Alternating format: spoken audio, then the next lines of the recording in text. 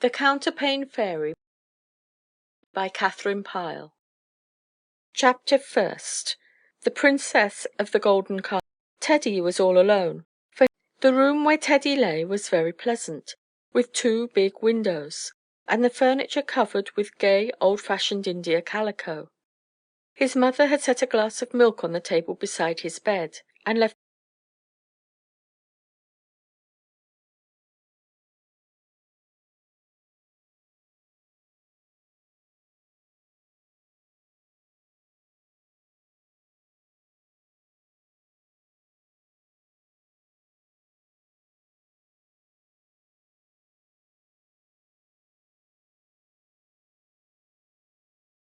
The Counterpane Fairy by Katharine Pyle. Chapter First. The Princess of the Golden Castle. Teddy was all alone, for his mother had been up with him so much the night before that about 4 o'clock in the afternoon she said that she was going to lie down for a little while. The room where Teddy lay was very pleasant, with two big windows, and the furniture covered with gay old-fashioned India calico. His mother had set a glass of milk on the table beside his bed, and left the stair door ajar, so that he could talk to Hannah, the cook, if he wanted anything, and then she had gone over to her own room. The little boy had always enjoyed being ill, for then he was read aloud to and had lemonade. But this had been a real illness, and although he was better now, the doctor would still not let him have anything but milk and gruel. He was feeling rather lonely too, though the fire crackled cheerfully, and he could hear Hannah singing to herself in the kitchen below. Teddy turned over the leaves of Robinson Crusoe for a while, looking at the gaily coloured pictures, and then he closed it and called, "Hannah!" The singing in the kitchen below ceased, and Teddy knew that Hannah was listening. "Hannah!" he called again. At the second call Hannah came hurrying up the stairs and into the room. "What do you want, Teddy?" she asked. "Hannah, I want to ask mamma something," said Teddy. "Oh," said Hannah, "you wouldn't want me to call your poor mother, would you, when she was up with you the whole of last night and has just gone to lie down a bit?" "I want to ask her something," repeated Teddy. "You ask me what you want to know," suggested Hannah. "Your poor mother's so tired that I'm sure you are too much of a man to want me to call her." "Well, I want to ask her if I may have a cracker," said Teddy. "Oh, no, you couldn't have that," said Hannah.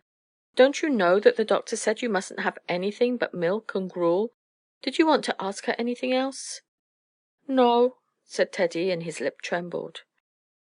After that Hannah went downstairs to her work again, and Teddy lay staring out of the window at the windy grey clouds that were sweeping across the April sky. He grew lonelier and lonelier, and a lump rose in his throat. Presently a big tear trickled down his cheek and dripped off his chin. "Oh dear, oh dear," said a little voice just back of the hill his knees made as he lay with them drawn up in bed. "What a hill to climb!" Teddy stopped crying and gazed wonderingly toward where the voice came from, and presently over the top of his knees appeared a brown peaked hood, a tiny withered face, a flapping brown cloak, and last of all 2 small feet in buckled shoes. It was a little old woman, so wizened and brown that she looked more like a dried leaf than anything else.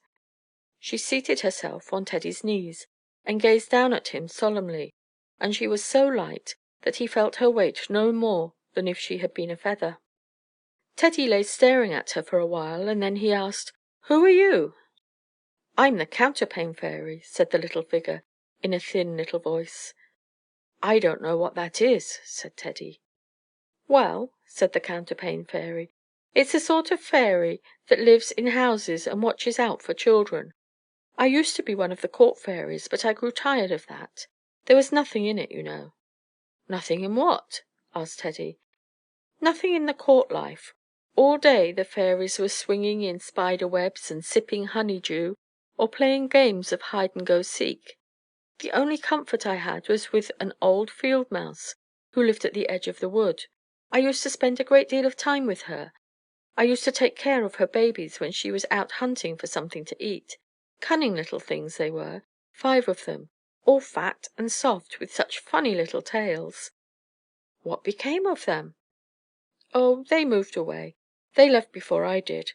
As soon as they were old enough, Mother Field Mouse went. She said she couldn't stand the court fairies.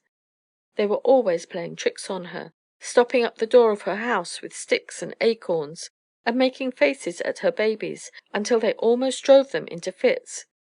So after that I left too." "Where did you go?" "Oh, hither and yon, mostly where there were sick little boys and girls." "Do you like little boys?" "Yes, when they don't cry," said the Counterpane Fairy, staring at him very hard. "Well, I was lonely," said Teddy. "I wanted my mamma." "Yes, I know, but you oughtn't to have cried. I came to you, though, because you were lonely and sick, and I thought maybe you would like me to show you a story." "Do you mean tell me a story?" asked Teddy. "No," said the fairy, "I mean show you a story. It's a game I invented after I joined the Counterpane Fairies. Choose any one of the squares of the counterpane, and I will show you how to play it. That's all you have to do, to choose a square." Teddy looked the counterpane over carefully. "I think I'll choose that yellow square," he said, "because it looks so nice and bright." "Very well," said the Counterpane Fairy. "Look straight at it, and don't turn your eyes away until I count 7 times 7, and then you shall see the story of it." Teddy fixed his eyes on the square, and the fairy began to count. 1, 2, 3, 4, she counted. Teddy heard her voice, thin and clear as the hissing of the logs of the hearth. "Don't look away from the square," she cried. 5, 6, 7.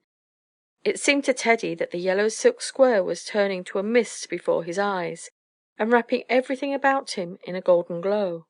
13, 14. The fairy counted on and on. 46, 47, 48, 49. At the words 49, the Counterpane Fairy clapped her hands, and Teddy looked about him. He was no longer in a golden mist. He was standing in a wonderful enchanted garden. The sky was like the golden sky at sunset, and the grass was so thickly set with tiny yellow flowers that it looked like a golden carpet. From this garden stretched a long flight of glass steps. They reached up and up and up to a great golden castle with shining domes and turrets. "Listen," said the Counterpane Fairy. "In that golden castle there lies an enchanted princess. For more than 100 years she has been lying there waiting for the hero who is to come and rescue her, and you are the hero who can do it if you will." With that the fairy led him to a little pool close by, and bade him look in the water. When Teddy looked, he saw himself standing there in a golden garden, and he did not appear as he ever had before. He was tall and strong and beautiful like a hero. "Yes," said Teddy, "I will do it." At these words, from the grass, the bushes, and the trees around, suddenly started a flock of golden birds. They circled about him and over him, clapping their wings and singing triumphantly. Their song reminded Teddy of the blackbirds that sang on the lawn at home in the early spring, when the daffodils were up. Then in a moment they were all gone, and the garden was still again. Their song had filled his heart with a longing for great deeds, and, without pausing longer, he ran to the glass steps and began to mount them. Up and up and up he went. Once he turned and waved his hand to the Counterpane Fairy in the golden garden far below. She waved her hand in answer, and he heard her voice, faint and clear. "Good-bye, good-bye. Be brave and strong, and beware of that is little and grey." Then Teddy turned his face toward the castle, and in a moment he was standing before the great shining gates. He raised his hand and struck bravely upon the door. There was no answer. Again he struck upon it, and his blow rang through the hall inside. Then he opened the door and went in. The hall was 5-sided, and all of pure gold, as clear and shining as glass. Upon 3 sides of it were 3 arched doors. One was of emerald, one was of ruby, and one was of diamond. They were arched and tall and wide, fit for a hero to go through. The question was, behind which one lay the enchanted princess? While Teddy stood there looking at them and wondering, he heard a little thin voice that seemed to be singing to itself, and this is what it sang: "In and out and in, quick as a flash I weave and spin. Some may mistake and some forget, but I'll have my spider web finished yet." When Teddy heard the song, he knew that someone must be awake in the enchanted castle, so he began looking about him. On the 4th side of the wall there hung a curtain of silvery grey spider web, and the voice seemed to come from it. The hero went toward it, but he saw nothing, for the spider that was spinning it moved so fast that no eyes could follow it. Presently it paused up in the left-hand corner of the web, and then Teddy saw it. It looked very little to have spun all that curtain of silvery web. As Teddy stood looking at it, it began to sing again: "Here in my shining web I sit, to look about and rest a bit. I rest myself a bit and then, quick as a flash I begin again." Mistress Spinner," cried Teddy, "can you tell me where to find the enchanted princess who lies asleep waiting for me to come and rescue her?" The spider sat quite still for a while, and then it said in a voice as thin as a hair: "You must go through the emerald door. You must go through the emerald door. What so fit as the emerald door for the hero who would do great deeds?" Teddy did not as much as stay to thank the little grey spinner, he was in such a hurry to find the princess, but turning he sprang to the emerald door, flung it open, and stepped inside.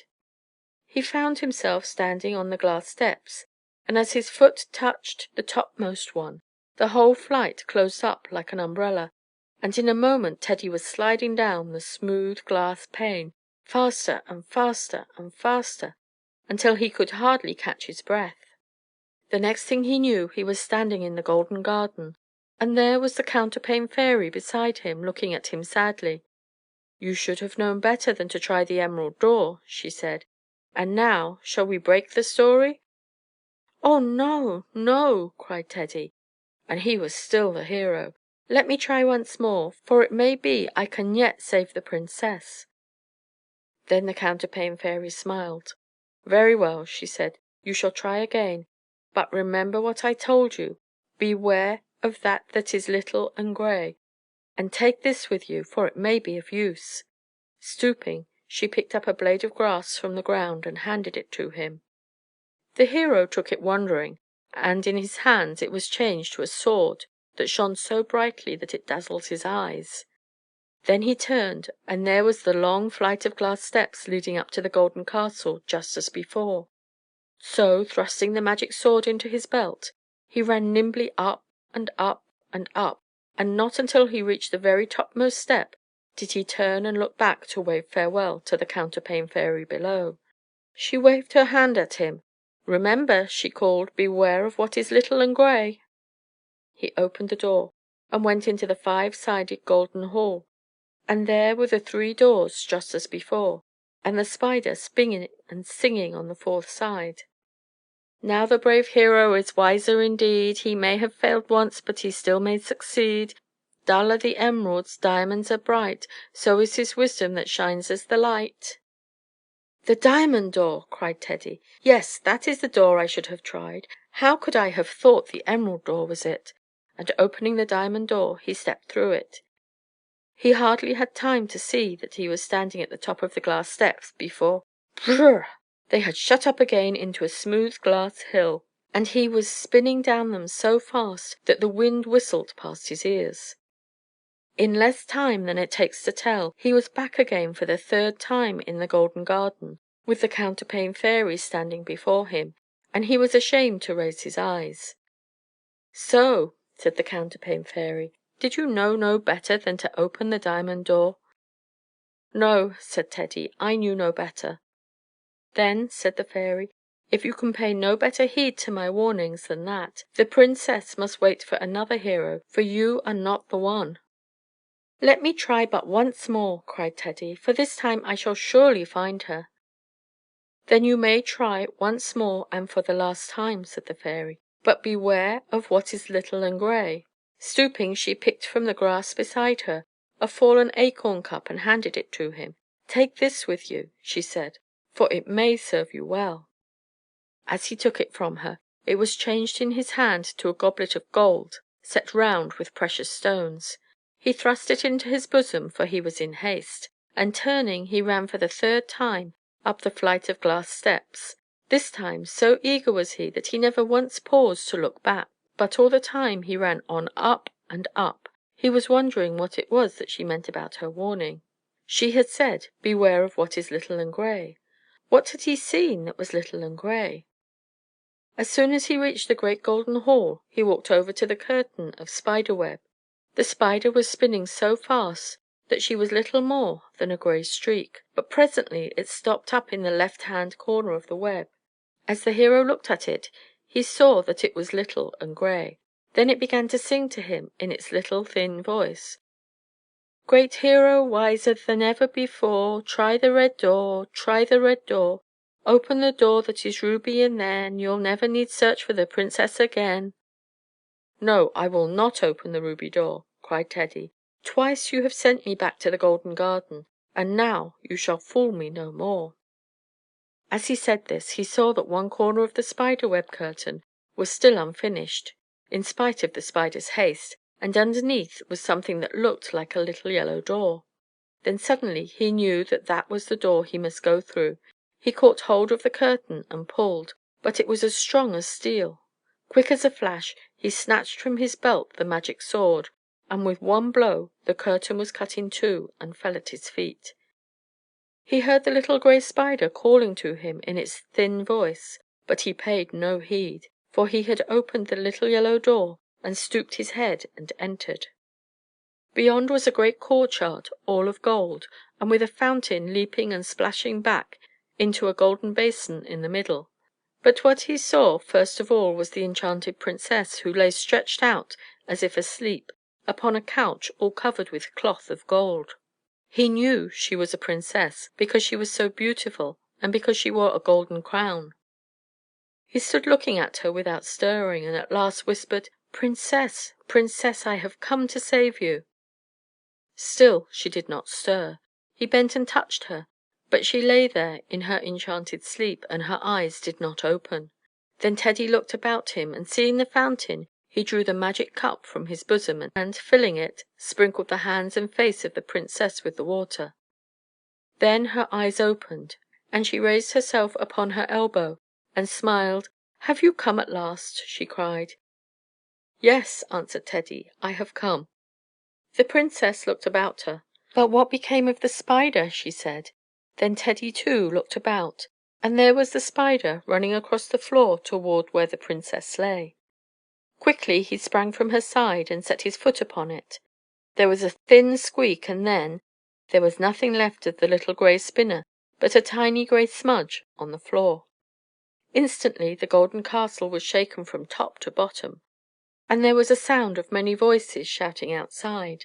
The princess rose to her feet and caught the hero by the hand. "You have broken the enchantment," she cried, "and now you shall be king of the golden castle and reign with me." "Oh, I can't," said Teddy, because—" But the princess drew him out with her through the hall, and there they were at the head of the flight of glass steps. A great host of soldiers and courtiers were running up it. They were dressed in cloth of gold, and they shouted at the sight of Teddy, "Hail to the hero! Hail to the hero!" And Teddy knew them by their voices for the golden birds that had fluttered around him in the garden below. "And all this is yours," said the beautiful princess, turning toward him with— "So that is the story of the yellow square," said the Counterpane Fairy. Teddy looked about him. The golden castle was gone, and the stairs, and the shouting courtiers.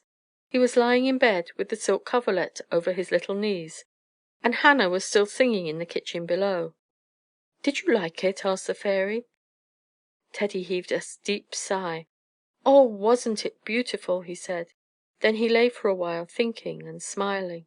"Wasn't the princess lovely?" he whispered half to himself.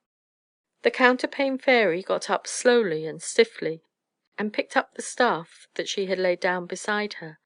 "Well, I must be journeying on," she said. "Oh, no, no!" cried Teddy. "Please don't go yet." "Yes, I must," said the Counterpane Fairy. "I hear your mother coming." "But will you come back again?" cried Teddy. The Counterpane Fairy made no answer. She was walking down the other side of the bedquilt hill, and Teddy heard her voice, little and thin, dying away in the distance. "Oh, dear, dear, dear! What a hill to go down! What a hill it is! Oh, dear, dear, dear!" Then the door opened and his mother came in. She was looking rested, and she smiled at him lovingly, but the little brown Counterpane Fairy was gone. Chapter 2. The Owls and the Gamblesome Elf. The next morning when Teddy awoke it was still very early, so early that even Hannah was not yet stirring. Outside everything was wrapped in a silvery mist, and now and then a drop of moisture plumped down on the porch roof. Teddy lay still for a while, growing wider and wider awake, and then he began to stir restlessly, and wish that his mother would come. After a while he called her, but the house was so silent that he didn't like to call very loudly, and there was no answer. He thought he would call again, and then suddenly he remembered the Counterpane Fairy, and wondered if she would like little boys who called their mothers so early. He turned over in bed, and raising his knees into a hill, stared at the yellow silk square, and thought of the wonderful golden castle where she had taken him the day before. He wished he knew what all the bird people would have done when they reached the top of the stairs. He thought they would have put a golden crown on his head, and made him king. And the princess was so beautiful, he longed to see her again. How surprised Hannah would have been if she had heard voices, and had come upstairs to see who it was, and had found the beautiful princess sitting with him, and had seen the golden crown on his head. If she only knew about it, she would never call him a mischievous boy again. He had done a great deal more than Hannah could. "Oh dear, oh dear," said a little voice just back of his knees, almost at the top anyway. Teddy knew the voice. It was that of the Counterpane Fairy, and there was the top of her brown hood showing over his knees. He watched, breathless with eagerness, until he saw her face appear above them, and then he cried out, "I wondered whether you would come. I'm so glad. Are you going to show me another story, and will you stay a long while?" The Counterpane Fairy said nothing until she had sat down on top of his knees for a while and caught her breath, and then she said, "Well, well, it's steeper than it was yesterday. I thought I should never get across that satin square, it was so slippery." "Shall I put my knees down?" asked Teddy, moving them. "For mercy's sake, no," said the fairy, clutching at the quilt. "You might upset me. Keep right still, and I'll show you another story." "Oh, yes," cried Teddy, "please do, and let me go to the Golden Castle again." "No, I can't do that," said the Counterpane Fairy, "for that was yesterday's story, and this will be another." "But what became of the princess?" asked Teddy. "Oh, she married the hero, of course," said the fairy. "But I thought I was the hero." "There, there," said the fairy impatiently. "I told you that was yesterday's story, and if you want to see any more you must choose another square." "Well, I will," said Teddy. "May I choose the green square?" "Yes," said the fairy. "Now fix your eyes on it while I count." Teddy began to stare at the green square so hard that he scarcely winked, but he heard the Counterpane Fairy counting on in her thin little voice until she reached 49.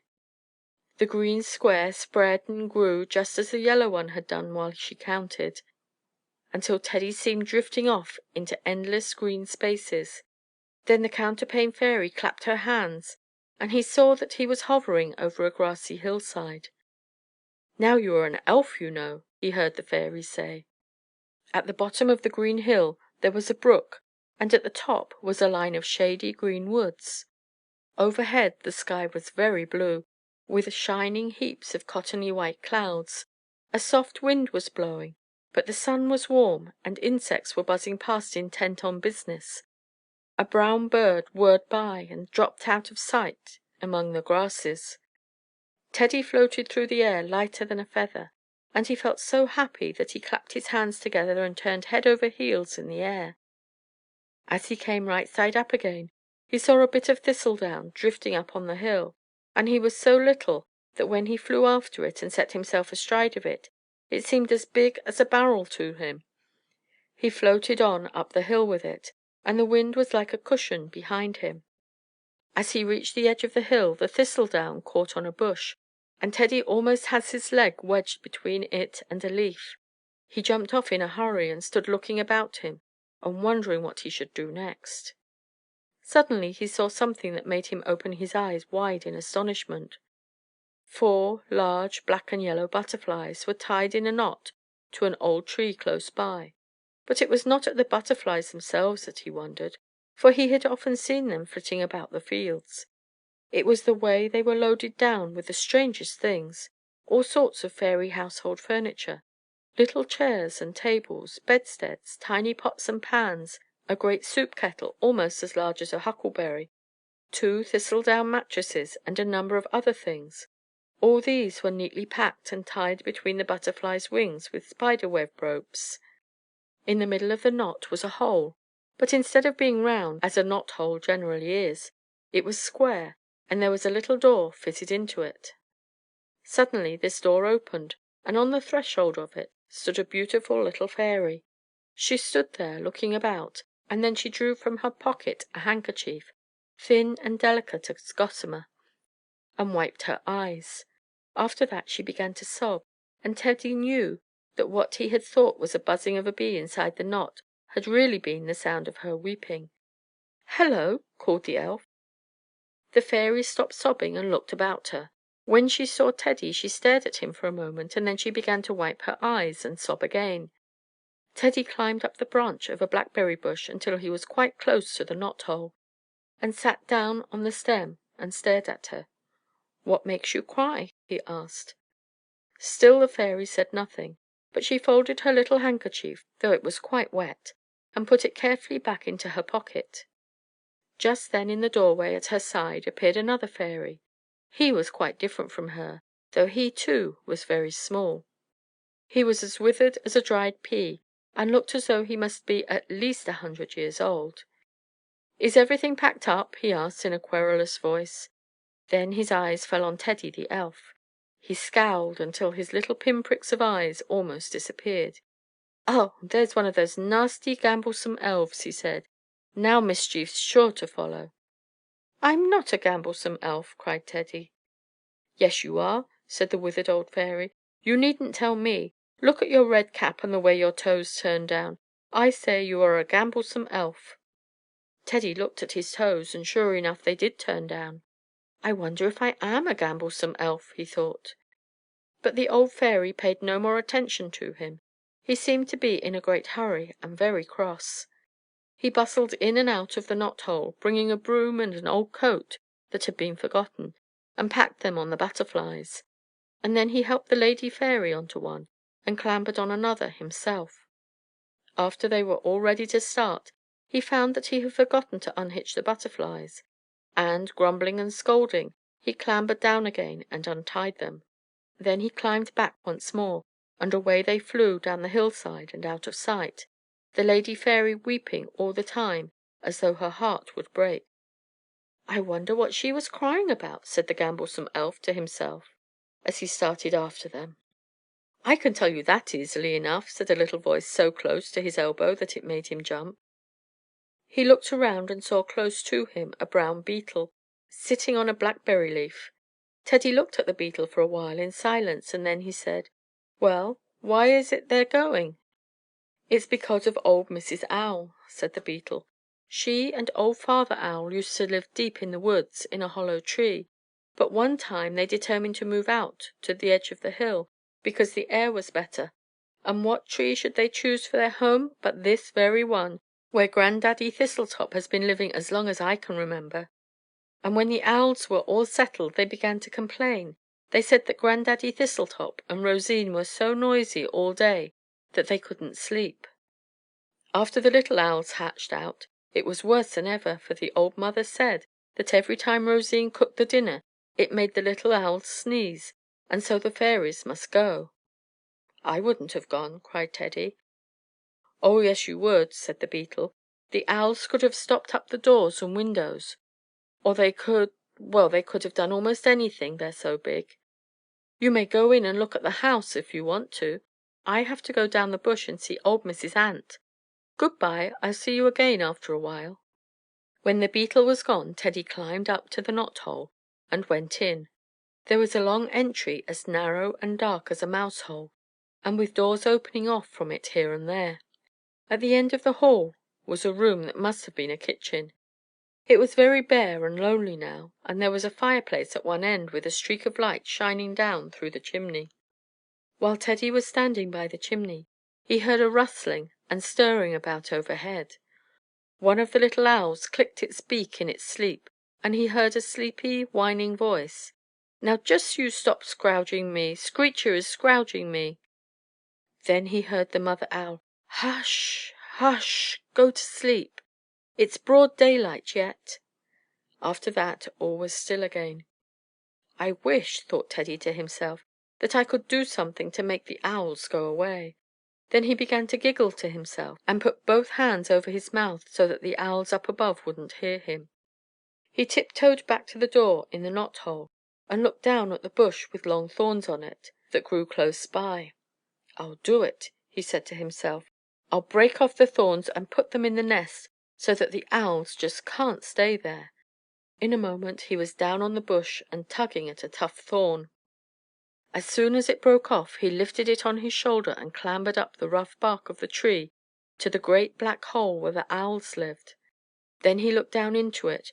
There they were in the nest, fluffy and gray and fast asleep. Very quietly he slipped down and set the thorn in the side of the nest, with the point sticking out. After that he softly clambered out again. Up and down the tree he climbed again and again, carrying thorns and quietly setting them in the nest. And as he went up and down, he kept whispering to himself, "I'm a gamblesome elf. Oh, yes, indeed I am a gamblesome elf." After he thought he had put enough in the nest, he went into old Grandaddy Thistletop's kitchen, and, crouching down by the fireplace, he listened. It was getting to be twilight now, and the owls were beginning to stir. Presently he heard a voice cry out, "Ouch! Flipperty is sticking his toes into me." "No, I ain't neither," said another voice. "It's Pinny Winny. There, she's doing it to me too. Now just you stop." "'Tain't me," cried a little squeaky voice. "It's Screecher hisself. Ow! Ow! I'm going to tell." And she began to cry. "You naughty little owls!" cried the mother owl's voice. "What do you mean by digging your little sister?" "I didn't!" cried Screecher and Flipperty together. "Ouch! Ouch! There's something sharp in the nest." "My dear," said old Father Owl's voice from the branch outside, "can't you keep those children quiet?" "Quiet indeed!" cried old Mother Owl. "Here is the nest all set full of thorns, and you expect them to be quiet. No wonder the poor children make a noise. Just you come here and help me get the thorns out." "Thorns!" cried Father Owl. "How did they get in there?" "That's more than I can tell," said the Mother Owl. "Perhaps it's old Grandaddy Thistletop's doing. I thought those fairies had gone away, but they must be down there still. I'll just fly down and see, and if they are, I'll make them sorry enough." With that, down flew the Mother Owl, and putting one big yellow eye at the kitchen window, she looked in. "Woo-hoo, you fairies!" she cried. "Are you in there still?" At first her eye looked so very big and yellow that Teddy was frightened. Then he remembered that he was a gamblesome elf, so he made a face at her, and began to hop up and down and twirl about on his toes, singing, "I won't go away, I won't go away, I'll stay all night and I'll stay all day. Oh, my cap and toes, I'm a gamblesome elf, Old owl, you had better look out for yourself." The old owl looked in for a moment, and then without a word she flew back to her nest as fast as she could. Teddy ran over to the chimney and listened. He heard the old owl brush into the hollow above, and then he heard her saying in a frightened voice, "Husband, husband, what do you think? A gamblesome elf has come to live in old Grandaddy Thistletop's house." "Oh, my tail feathers!" cried old Father Owl aghast. "This is bad business. We'll be having trouble and mischief all the time now. It would have been better if we had let old Thistletop stay. What shall we do?" "Do?" cried old Mother Owl in an exasperated voice. "What is there to do, I should like to know, but to get the children away? I wouldn't keep them in the same tree with that gamblesome elf, no, not a night longer, for all the mice you could offer me." "But how can we get them away?" asked old Father Owl. "They can't fly." "No, we can't fly!" cried all the little owls. "Oh, what shall we do? Ow! Ow!" "Can't fly? They've got to fly," said Mother Owl, "and you and I must help them. Back to the old tree we go this very night." After that there was a great to do up in the hollow. Teddy watched it all, lying on his stomach in the door of the knot hole, for it was moonlight by this time and almost as bright as day. The little owls got up on the edge of the hollow, and there they sat, teetering and flapping and afraid to fly. Their mother grew crosser and crosser, and at last she got back of them and gave them a push, and then down they went, fluttering and tumbling and bumping into the tree trunks. And Father Owl sailed about from branch to branch, calling, "Woo-hoo! Woo-hoo! Come aboard! Spread your wings and go like this! Woo-hoo!" And they would sail on to another bush. But the Mother Owl flew down beside them and showed them how to spread their wings, and pushed them with her beak, and gradually they fluttered farther and farther into the darkling woods, their cries growing fainter and then dying away until all Teddy could hear was the Father Owl's voice, very faint and far away. "Woo-hoo! Woo-hoo!" Then it too died away, and the woods were still. After a while the moon set, and Teddy began to feel very sleepy. Then a little breeze sprang up, the light grew clearer, and the east was red, and at last the sun peeped over the top of the hill opposite. As the first beam struck old Grandaddy Thistletop's tree, Teddy started to his knees, gazing down at the hill slope. There were the 4 black and yellow butterflies flying directly toward the tree as fast as their wings could carry them, and on the 2 foremost ones were old Grandaddy Thistletop himself and the beautiful Rosine. They drew rein at the knot hole, and the old fairy, skipping from his butterfly and never pausing to fasten it, tottered straight to Teddy and threw his arms about his neck. "Our preserver!" he cried. "And to think I should have called you a gamblesome elf! But never mind, I will make it up to you." Suddenly he turned and caught the blushing Rosine by the hand. "Here," he cried, "she is yours, and you shall live with us and learn to turn your toes up, and we will all be happy together." But," cried Teddy, starting back, "don't you know? I'm not an elf at all. I'm—" "Well, well, here we are back again," said the Counterpane Fairy, "and stiff enough I feel after all that journeying." "Oh, wasn't it funny?" said Teddy, and his knees shook with laughter. "They really thought I was a gamblesome elf." "Take care," said the fairy. "There you are, shaking your knees again. I think, my dear, that if you were to lower them very, very carefully, the hill would not be quite so steep." "Yes, ma'am, I'll be careful," said Teddy, beginning very slowly to slide his feet down in the bed. Suddenly the doorknob turned, and Teddy gave a start. Quick as a flash the Counterpane Fairy had disappeared. His mother was coming in, carrying his breakfast and a little vase of violets on a tray. "Why, my darling, what a bright, happy face!" she said. "I think my little boy must be feeling better this morning." Chapter 3rd. Starline and Silverling. "Miss Thomas, Anne McFinney's downstairs to see you about that sewing you said she could do for you," said Hannah, putting her head in at the door. Mamma was sitting close to the bed, playing a game of old maid with Teddy. "Very well, Hannah.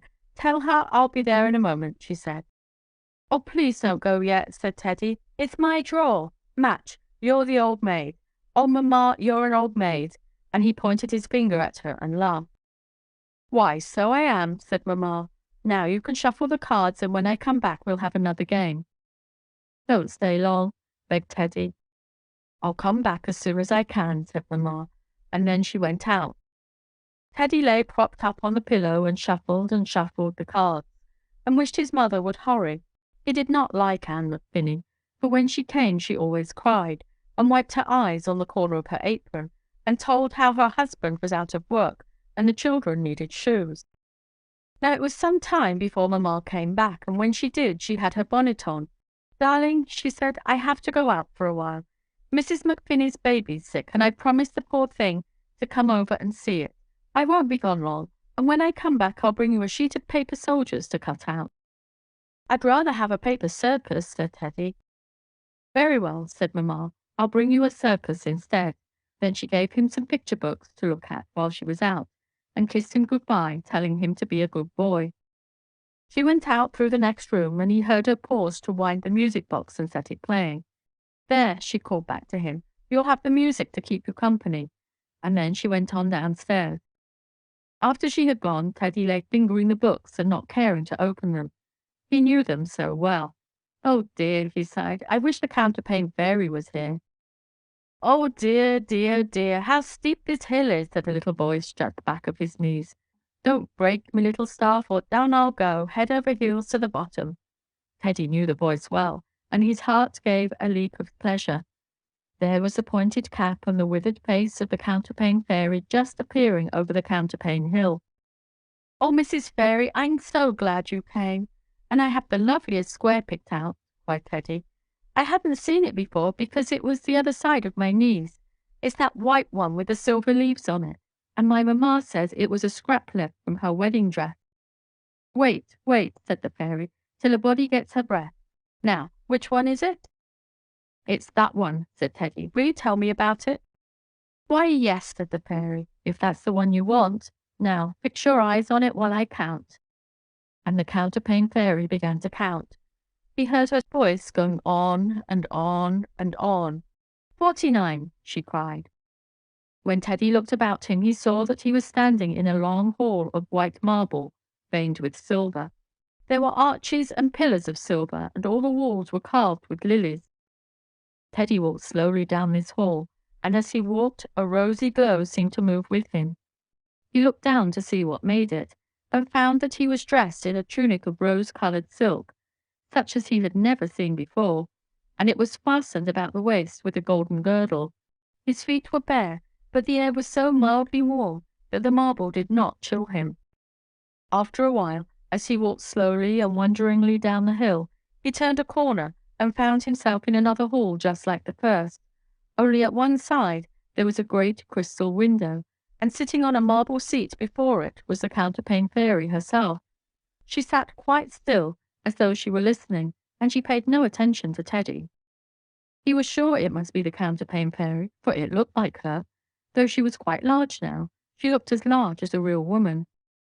Teddy stood looking at her for a while and waiting for her to see him, but she paid no attention, so at last he whispered, "Counterpane Fairy." "Hush," said she, "I'm listening." Then Teddy listened too, and as soon as he did, he heard a sound of music, like that of the music box in the nursery at home, only it was very much clearer and sweeter and fainter. It seemed to come from outside the crystal window, and looking through it, Teddy saw that outside was the most beautiful garden he had ever seen. The grass of the garden was a silvery green, and the paths were white. The leaves of the trees were lined with silver, and the branches hung with shining fruit. There were lilies growing beside the paths, and in the center of the garden a fountain leaped and fell back into a marble basin. The water sparkled as though it were made of diamonds, and as Teddy listened, he knew that the music he heard was the voice of the fountain. Presently it ceased, and then the Fairy turned to him and smiled. "Oh, Counterpane Fairy," said Teddy, "may I go out in that garden?" "That I don't know," said the Fairy, "but if you want to get there, the best thing for you to do is find Starline and Silverling, for they are the only ones who can show you the way into the garden." "Where are they?" asked Teddy. "I can't tell you that either," said the Fairy, "but they're somewhere in the halls." "I'll go and find them," cried Teddy, and without waiting any longer, he turned and ran down the hall as fast as he could. He was in such haste to find them and get them to show him the way into the garden. On and on he ran, through one hall after another, through arched doorways and along echoing corridors, until he felt all bewildered and out of breath. All the time he was running, he seemed to hear the music of the singing fountain in his ears, but whenever he stopped to listen, everything was still. He was so out of breath that he had begun to walk, when, turning another corner, he suddenly saw before him a little girl, who he somehow felt sure was Starline. Her hair was of a silvery yellow, and was like a mist about her head. She was very beautiful, and was dressed from head to foot in silver that shone and sparkled as she moved. Around her was flying a flock of white doves, and she was playing with them and talking. As soon as she saw Teddy, she cried out, "Oh, it's a little child!" And running down the hall to meet him, with her doves flying about her, she put her little hands on his cheeks and kissed him. Then she stood back and looked at him with her hands clasped. "You dear little boy," she said, "where did you come from?" "I came through the white square," said Teddy. "I don't know the white square," said the little girl, "but I'm glad you came. I haven't anyone to play with since Silverling went away." "Where has Silverling gone?" asked Teddy. "I must find him." The little girl shook her head. "I don't know," she said. "We quarrelled once, and he went away. He must be in some of the halls, but I've been hunting and hunting ever since, and I can't find him." Then Teddy told her how the Counterpane Fairy had said that he must find Silverling and Starline, and that then perhaps he could get into the garden where the singing fountain was. The little girl shook her head again. "I am Starline," she said, "but I can't take you into the garden, because I have never found the gate into it since Silverling went away." And she went over and sat on a marble bench beside the wall, and all the doves settled about her on her knees and shoulders. "Never mind," cried Teddy bravely. "You wait here, and I'll go and find him. I found you, and I'll find him too." Turning, he ran down the hall and through an arched way into another hall. And there, far, far down at the other end, he saw a little boy dressed in silver, who was tossing a silver ball up into the air and catching it again. When he saw Teddy, he slipped the ball into his pocket and ran to meet him, leaping with delight and clapping his hands. "Oh, little boy," he cried, "will you come and play with me?" "Are you Silverling?" cried Teddy breathlessly. "Yes," said the little boy. "Then come quick," cried Teddy. "Starline is just around the corner, and she is waiting for you to come and show us the way into the garden where the singing fountain is." He caught Silverling by the hand, and without another word, they ran as fast as they could up the hall and around the corner, through the silvery archway and into the other hall. There Teddy stopped short, looking blankly about him. Starline was gone. Silverling shook his head sadly. "I know how it will be," he said. "I've been hunting for her ever since we quarrelled, but I can't find her, and I can't find the way into the garden of the singing fountain either." "What did you quarrel about?" asked Teddy. "We quarrelled about this," said the little boy, touching a slender golden chain that hung around his neck. "We found it in the garden, and we quarrelled about who should wear it. But I'd be so glad to give it to Starline now, if she would only come back." "Well, wait," said Teddy. "She can't be far away, and I'll go and find her." "No, no," cried Silverling. "You can't find her, and I'll lose you too. Stay here a while, little boy, and play with me, for I'm very lonely. Look, let's play with my silver ball." And taking it from his pocket, he tossed it to Teddy. Teddy caught it and threw it back to him, and so they played together in the marble hall, tossing the silver ball and shouting with laughter. At last Silverling missed the ball, and as it rolled on down the hall, he ran after it, stooping and trying to catch it, but always just missing it. Teddy shouted and clapped his hands, jumping up and down with his bare feet. And then he stood still, watching Silverling as he ran far, far down the hall. As he stood thus, suddenly he heard from just around the corner the cooing of Starline's doves. He did not stop a moment, but turning ran round into the next hall, and there, sure enough, was Starline with her doves about her. "Oh, little boy," she cried, "I was afraid I had lost you." But Teddy caught her by the hand. "Come quick," he cried. "I have found Silverling." They ran together into the hall where a moment ago Silverling had been playing with the silver ball, but it was vacant now. Silverling was gone. "Well, I never," said Teddy. Then he turned to Starline. "Starline, you shouldn't have gone away when I told you not to." "I didn't," said Starline. "I stayed right there." Teddy thought a while. "Then it must have been the wrong hall," he said. "But never mind, I'll find him again. And this time I'll surely bring him to you. Only wait here no matter how long it is."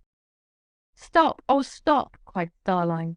She caught one of her doves in her hands and held it out to Teddy. "Here, little boy," she said. "Take this with you, and if you can't find me again, give it to Silverling and tell him he is to keep it for his very own." "Yes, I will," said Teddy, and he took the dove and put it in the bosom of his tunic, and it nestled there, all warm and soft and still. Then he turned and walked quietly down the hall and into another. He went on and on, but he did not run and jump now, for he was thinking. After a while, when he turned into another hall, he once more saw Silverling at play with his silver ball. "Did you find her?" cried Silverling eagerly.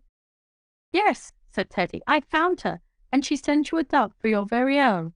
But, Silverling, I think this. I think the only way for us ever to find her together is for us to set the dove free, and to follow it when it flies back to her." "But we couldn't follow it," said Silverling. "It would fly so fast that it would be out of sight in a minute." "I know," said Teddy, "but we could tie something to it." "What could we fasten to it?" asked Silverling. The two little boys stood looking about them and wondering what they could use. Suddenly, Teddy clapped his hands so the dove in his tunic started. "We'll fasten the end of your golden chain to it," he cried. No sooner said than done. In a moment Silverling had taken the chain from his neck and unfastened the ends. It was so long that it had been twisted several times around his neck.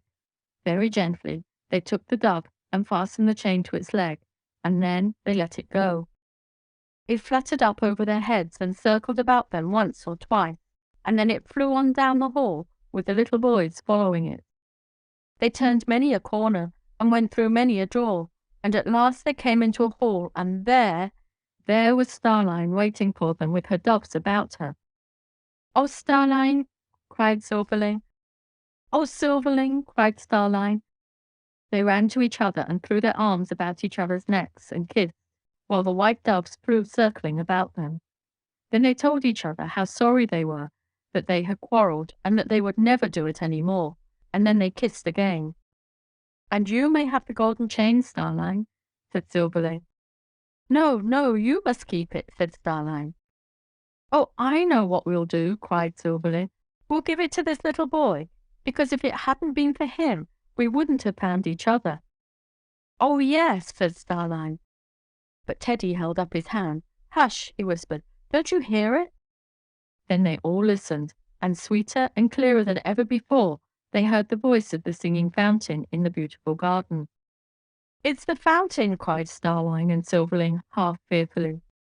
They each caught Teddy by the hand, and all ran down the hall together, and the very first corner that they turned, they found themselves at the door of the garden. The wind was blowing the lilies, the fruit on the wonderful trees shone and glistened in the sunlight, and the fountain, the fountain was no longer singing, for the music box in the nursery had run down. Teddy looked about him. Instead of the garden, there was the flowery India room. The clock ticked, the fire crackled. He was back in bed once more, and he heard Mamma speaking to Hannah in the hall outside, so he knew she was home again. And that is the end of that story, said the Fairy of the Counterpane. Chapter 4. The Magic Circus. Teddy was still in bed, though the doctor had said that very soon he might have the big chair wheeled up to the window and sit there a while. Now he was propped up against the pillows, playing with his paper circus his mother had brought to him the day before. His little cousin Harriet had come in yesterday to spend the afternoon with him, and together they had cut out the figures: the clown, the ringmaster, the pretty lady on the white horse, the acrobat on his coal-black steed, and all the rest. This morning he had put some large books under the bed-quilt, and smoothed it over them so as to make a flat plane, and was amusing himself setting the circus out, and arranging his soldiers in a long procession, as if they were the audience coming to see it. He seemed so well entertained that his mother said she would go over to the sewing-room for a little while to run up some seams on the machine. When Teddy was left alone, he still went on playing very happily, but as he set out the soldiers two by two, he was really thinking of the Counterpane Fairy and her wonderful stories. The evening before, he had fallen asleep while his mother was reading something to his father, for they both sat in Teddy's room in the evenings now that he was ill, and when he woke they were talking together about him. They did not see that his eyes were open, so they went on with what they were saying. It was his mother who was speaking. "He's such an odd child," she was saying. "Just now he is full of this idea of the Counterpane Fairy and her stories, and he talks of her just as though she were real. I don't know where he got the idea. It isn't in any of his books, and I thought you must have been telling him about it." "No," said Papa, "I didn't tell him." "Perhaps it was Harriet," said Mamma, and then she saw that he was awake and began to speak of something else. Teddy wished his mother could see the Counterpane Fairy herself, and then she would know that it was a real fairy and not a make-believe. When he saw the Counterpane Fairy again, he was going to ask her if he mightn't take his mother into one of the stories with him. He was thinking of her so hard that it did not surprise him at all to hear her thin little voice just back of the Counterpane Hill. "Oh dear, dear, and the worst of it is that I hardly get to the top before I have to come down again." "Is that you, Counterpane Fairy?" called Teddy. "Yes, it is," said the fairy. "I'll be there in a minute." And soon she appeared above the top of the hill and seated herself on it to rest and catch her breath. "Dear, dear," she said, "but it's a steep hill." "Mrs. Fairy," said Teddy, "I want to ask you something. You know my mother?" "Yes," said the Counterpane Fairy, "I know who she is." "Well," said Teddy, "she's just gone over into the sewing room, and I want to know whether you won't let me take her into a square sometime." "My mercy, no," said the fairy. "Have you forgotten what I told you the first time I came?" "What was that?" "I told you I went to see little boys and girls. I don't go to see grown people. They wouldn't believe in me." "My mother would," said Teddy. "She plays with me, and she likes my books, and I tell her all about you." "No, no," cried the Counterpane Fairy. "I couldn't think of it. I'm very glad to take you into my stories, but if you don't care to go by yourself—" and she picked up her staff and rose as though she were going. "Oh, I do," cried Teddy. "Please don't go away." "Well, I won't," said the fairy, sitting down again. "If you really want me to show you another, have you chosen a square?" "No, I haven't yet," said Teddy. He looked the squares over very carefully, and at last he chose a black and white one where the circus was standing. "Very good," said the fairy. "Now I'm going to begin to count." Teddy fixed his eyes on the square, and she commenced. Gradually he began to feel as though the white silk of the square was a pale, cloudy sky. Before him stretched a white street, and in the distance were some things like black squares. He did not know quite what. 49, cried the fairy. When Teddy looked about him, he and the Counterpane Fairy were journeying along a dusty white road together, and the fairy looked just as any little old woman might, except that her eyes were so bright behind her spectacles. Before them lay a city with black roofs and spires. There was a sound of drums and music in the distance, and a faint noise as though a crowd of people were shouting a great way off. "What are they doing over there?" asked Teddy, hurrying his steps a little. "Is it a parade?" "No," said the fairy, "it's not a parade, but it's a grand merrymaking, and it's because of it that I've brought you here. But I'm tired and hungry, for we've come a long way, so let us sit down by the roadside a bit, and while we rest I'll tell you all about the goings-on and what we have to do with them." Teddy was quite willing, so he and the Counterpane Fairy sat down together on the soft grass beside the road, with the mild and misty sky overhead, and the fairy took from her pocket a piece of bread and cheese. She broke it in half, and one part she gave to Teddy. It seemed to him that he had never tasted anything so good, for, as the fairy remarked, they were both of them hungry. After they had finished it all to the very last bit, the fairy brushed the crumbs from her lap, and sitting there with the soft wind blowing about them, and the black roofs of the city in the distance, the Counterpane Fairy told him the story of the King of the Black Country and the Princess Aureline. "Far off yonder toward the east, where the sky looks so pale and bright," began the fairy, "there lives a king, who is called King Whitebeard, because his beard is as white as snow. He had only one child, a daughter named the Princess Aureline, and she was as beautiful as the day, and as good as she was beautiful. Because she was so good and beautiful, princes used to come from all over the world seeking her hand in marriage, and among them came the King of the Black Country, the richest and most powerful of them all. The Princess Aureline would have nothing to say to him, however, because he was wicked as well as rich. So at last the King of the Black Country gathered his army together, and, marching against King Whitebeard, he conquered him and carried off the Princess Aureline captive. Now there are great rejoicing in the Black King's country, but the Princess Aureline sits and grieves all the time, and nothing the king can do can make her smile. The more the Black King does, the more she grieves. But she is so very beautiful that the king would deny her nothing, except to let her go home to her father." "I should like to see a princess," said Teddy. "So you shall," said the fairy, "for you are a great magician now, and you have come here to do what no other hero in the world dares to do. You have come to rescue the Princess Aurline and carry her back to her own country." "Do you mean I am a real magician?" asked Teddy. "Why, yes," said the fairy. "Don't you see you are dressed in a magician's robe? And there is your magic chest on the grass beside you. Look."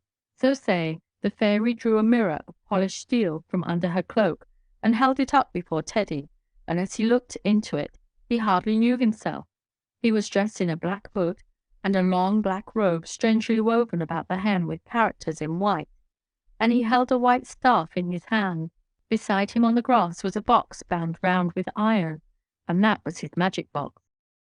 After he had looked in the mirror for a while, the fairy hid it away again under her cloak. "Now come," she said, "for it is time we were journeying on." "But what have I in my box?" asked Teddy as he picked it up and joined the fairy, who was already hobbling along toward the city. "Don't you remember?" said the fairy. "It's your circus." "Oh, yes, I remember now," said Teddy. After a while, he and the fairy reached the city, and everywhere along the street were people laughing and dancing and feasting, and all the houses were hung with white and black flags. The black flags were for the king of the Black Country, and the white flags were for the Princess Aurline. Everywhere they came, the people made way for them and whispered, "Look, look, that is the great magician who had come to show his magic before the Princess Aurline." At last they reached an open square, and there was the greatest crowd of all. On a raised platform covered with silver cloth, and with steps leading up to it, were 2 thrones.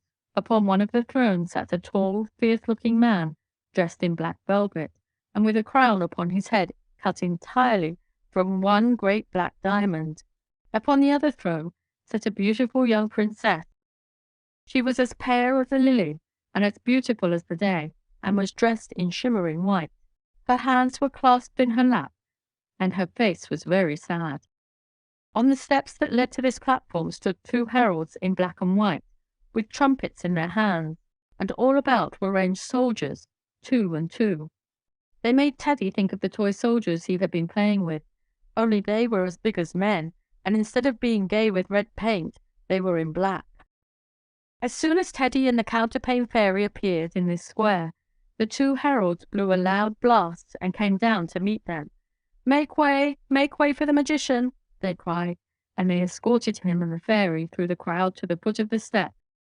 The king of the Black Country stared at him, and his eyes were so black and piercing that Teddy felt afraid. "Are you the great magician?" he asked. "Yes, I am," answered Teddy, bowing. "Then let us see of this magic that we have been hearing about," said the king. "And hark ye, magician, if you can make the princess smile, you shall have whatsoever you wish, even to the half of my treasure."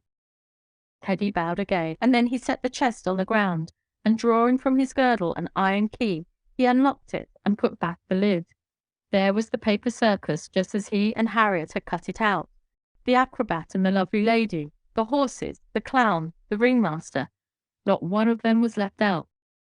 With his magic wand, Teddy drew upon the ground a circle, and then, while everybody round craned and stretched their necks to see what he was about, he took the figures and set them one by one in the ring. Then he waved his wand over them and cried, "Abracadabra-cadee!" All the people stood on tiptoes, and the king himself leaned forward to see. But nothing happened. "Abracadabra-cadee!" cried Teddy again.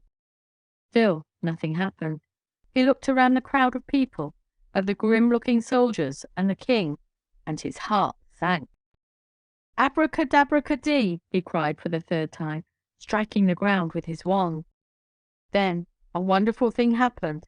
The circle he had drawn upon the ground began to spread, just as a circle does in the water after one has thrown a stone into it.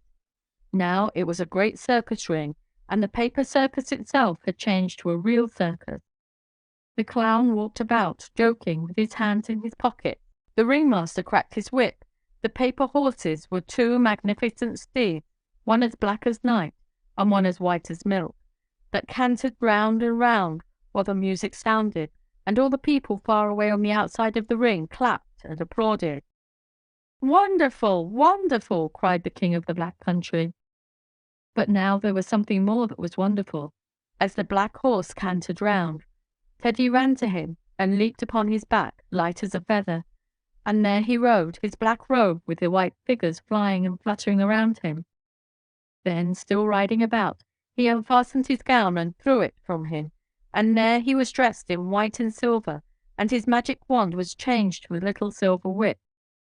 After that he leaped up in the air and turned a somersault, lighting again upon his horse, while the music played louder and louder. Teddy rode round and round, now riding backwards, now forwards, now on one foot, now on his hands with his feet in the air. Then he leaped upright, and putting his fingers to his mouth, he gave a shrill whistle. At that, the white steed suddenly dashed into the ring and galloped up beside the black one, and now Teddy rode with a foot on each. Faster and faster he rode, crying "Whoop-la!" and even the king clapped his hands. Once and twice he rode round the ring and past the platform, but as they came round for the third time, Teddy waved his whip in the air. "Whoop-la!" he cried, "up, up!" With that, his steed suddenly leaped from the ring and up the steps of the platform to the very top. There Teddy sprang from them and caught the Princess Aureline by the hand. "I have come to rescue you," he cried, and before the king could move or speak, he had set her upon the white horse. He had sprung upon the black, and with a clatter of hoofs, they were dashing down the steps and across the square. Then the king of the Black Country started to his feet. "Stop them! Stop them!" he cried. The soldiers had been standing as though turned to stone, but at the king's voice they started forward, reaching out to catch the bridles of the horses. But again Teddy raised his magic whip. "Abracadabra-dee! As you were once, you shall be!" he cried. At the magic words, every soldier's arm fell by his side. Their eyes changed to little black dots. Their faces grew rounder, their legs stiffened, and there they stood, nothing more nor less than wooden soldiers, just like the one. Were they his own soldiers? And the princess, was she only the doll that Harriet had forgotten the night before, and that Teddy had set up against his knees to watch the show? Were the streets only black and white silk? There he was, back in his own room with the little wooden soldiers and the paper circus. There was the square of silk, with the book under it, and the Counterpane Fairy sitting on his knees. "Oh, but Counterpane Fairy," cried Teddy, "what became of us? Did we get away? Oh, I didn't want to come out of the story just yet." "Why, of course you escaped," said the fairy. "How could the king stop you, after you had changed his soldiers into wood?" "And what became of you?" asked Teddy. "Oh, I took the clown's cap," said the fairy, "for it was the wishing cap, and fast as you and the princess rode back to the country of King Whitebeard, I was there before you." Teddy thought for a while, and then he heaved a deep sigh. "I wish I really had a circus horse," he said, "and could ride round and have all the people watching and shouting. But what did the princess say when she found I had rescued her?" "Hark!" said the fairy. "Isn't that your mother coming along the hall? I must be going. Oh, my poor bones, what a hill it is to go down! Oh, dear, dear, dear!" Chapter 5. At the Edge of the Polar Sea. "The crocuses are up on the lawn," said Teddy's mother, who was standing at the window and looking out. "And just hear that blackbird! I always feel as though spring were really here when I hear the blackbirds sing." Teddy was still in bed. It seemed to him sometimes that he had spent his whole life lying there in the India room, under the silk counterpane, and that it was some other Teddy who used to go to school and shout and play with the boys in the street. "I wish I could go out of doors the way I used to," he said. "So do I," said mamma. "But never mind, darling. The doctor says it won't be so very long now before you can be out again, and this afternoon we'll play some nice game or other that you can play in bed. Now what would you like it to be?" But before Teddy could answer, she added, "Oh dear, there comes Aunt Maria." Aunt Maria lived down at the other end of the village, and she generally came every fortnight to spend an afternoon with Teddy's mother. She always brought her knitting in a bag, and a white net cap that she put on before the glass as soon as she had taken her bonnet off. Teddy liked to have her come. Her needles flew so fast, and she used to recite to him, A was an archer and shot a frog, B was a butcher and had a great dog. Then, when he was tired of sitting with her and mamma, he could run out of doors and play. But he found it was different to-day from what it had been before. He was still weak from his illness, and after she had told him all the verses that she knew, he grew weary of hearing her talk of Cousin George's wife and Mrs. Appleby's rheumatism. His mother saw that he was growing restless and that his cheeks were flushed, so she asked Aunt Maria to come over to her room to look at some calico she had been buying. When they had gone, Teddy lay for a time enjoying the silence of the room, but after a while it began to seem too still, and the clock ticked with a strange loud sound. He wished Aunt Maria would go away and let mamma come back again. It was so lonely, and he was tired of his books. He was lying on his back, and presently he drew up his knees, and then over the tops of them he could only see the upper half of the window, and the tips of the pine trees against the still blue sky outside. "Oh dear, dear, dear," said the Counterpane Fairy's voice just behind the hill. "Steeper than ever to-day. Will I ever get to the top?" A minute after he saw her little figure standing on the hill, dark against the sky, and the staff in her hand like a thin black line. "Oh dear Counterpane Fairy," cried Teddy, "have you come to show me another story?" "Are you sure you want to see one?" asked the Counterpane Fairy. "Oh yes, yes, I do," cried Teddy. "Your stories don't make me feel tired the way Aunt Maria's do." The fairy shook her head. "I thought her stories were very pleasant," she said. "So they are," said Teddy, "but I like her stories best when I'm all well, and I like your stories best when I'm sick. Besides, I only hear her stories, and I see yours." The fairy smiled. "Well then, which square will you choose this time?" she said. "I think I would like that one," said Teddy, pointing to a square of watered ribbon that shaded from white to sea green. "That's rather a long story," said the fairy doubtfully. "Oh, please show it," begged Teddy. "Well," said the fairy, "fix your eyes on it while I count." Then she began, and he heard her voice going on and on. "49!" she cried. Teddy was floating on a block of ice across the wide green polar sea. The Counterpane Fairy was with him, and all around were great fields of ice and floating white bergs. The air was very still and cold, but Teddy liked it all the better for that.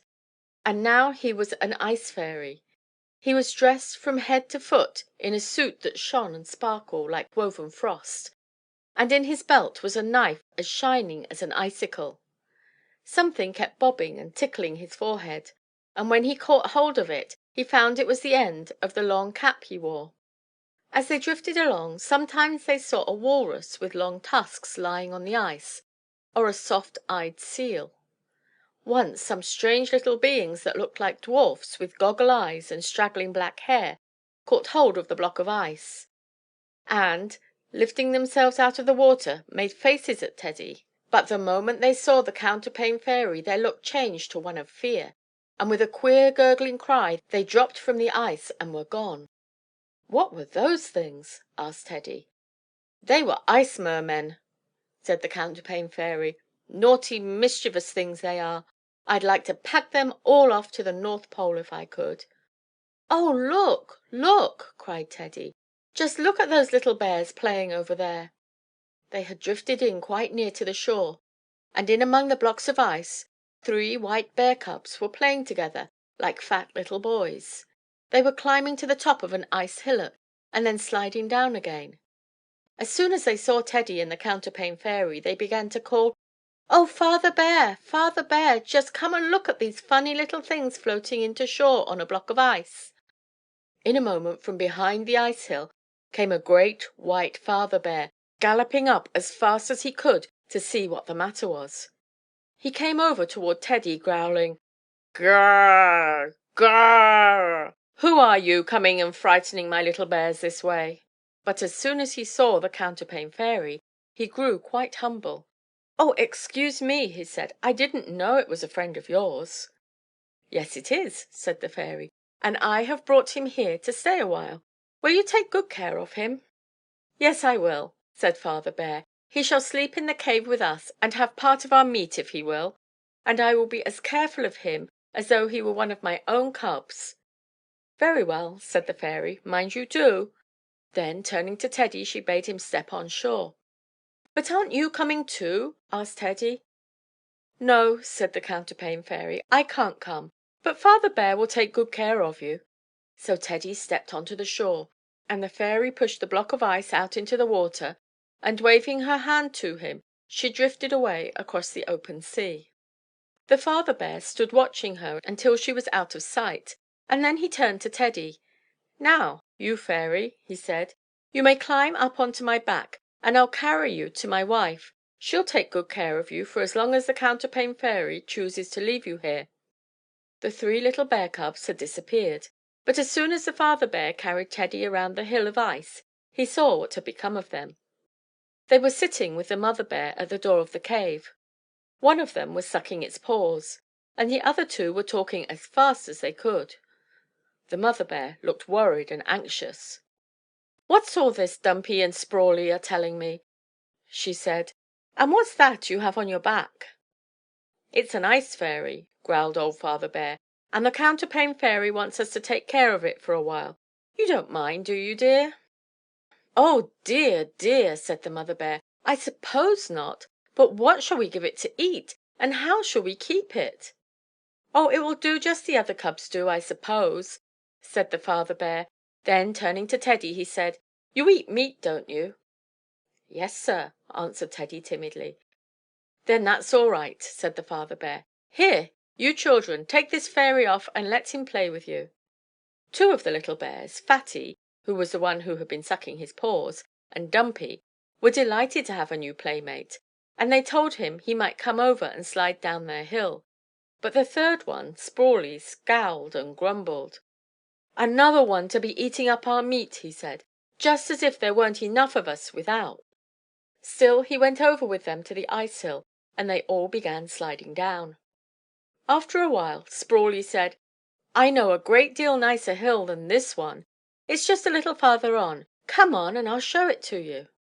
"Oh," said Fatty, "but suppose we should meet some ice mermen?" "Pooh!"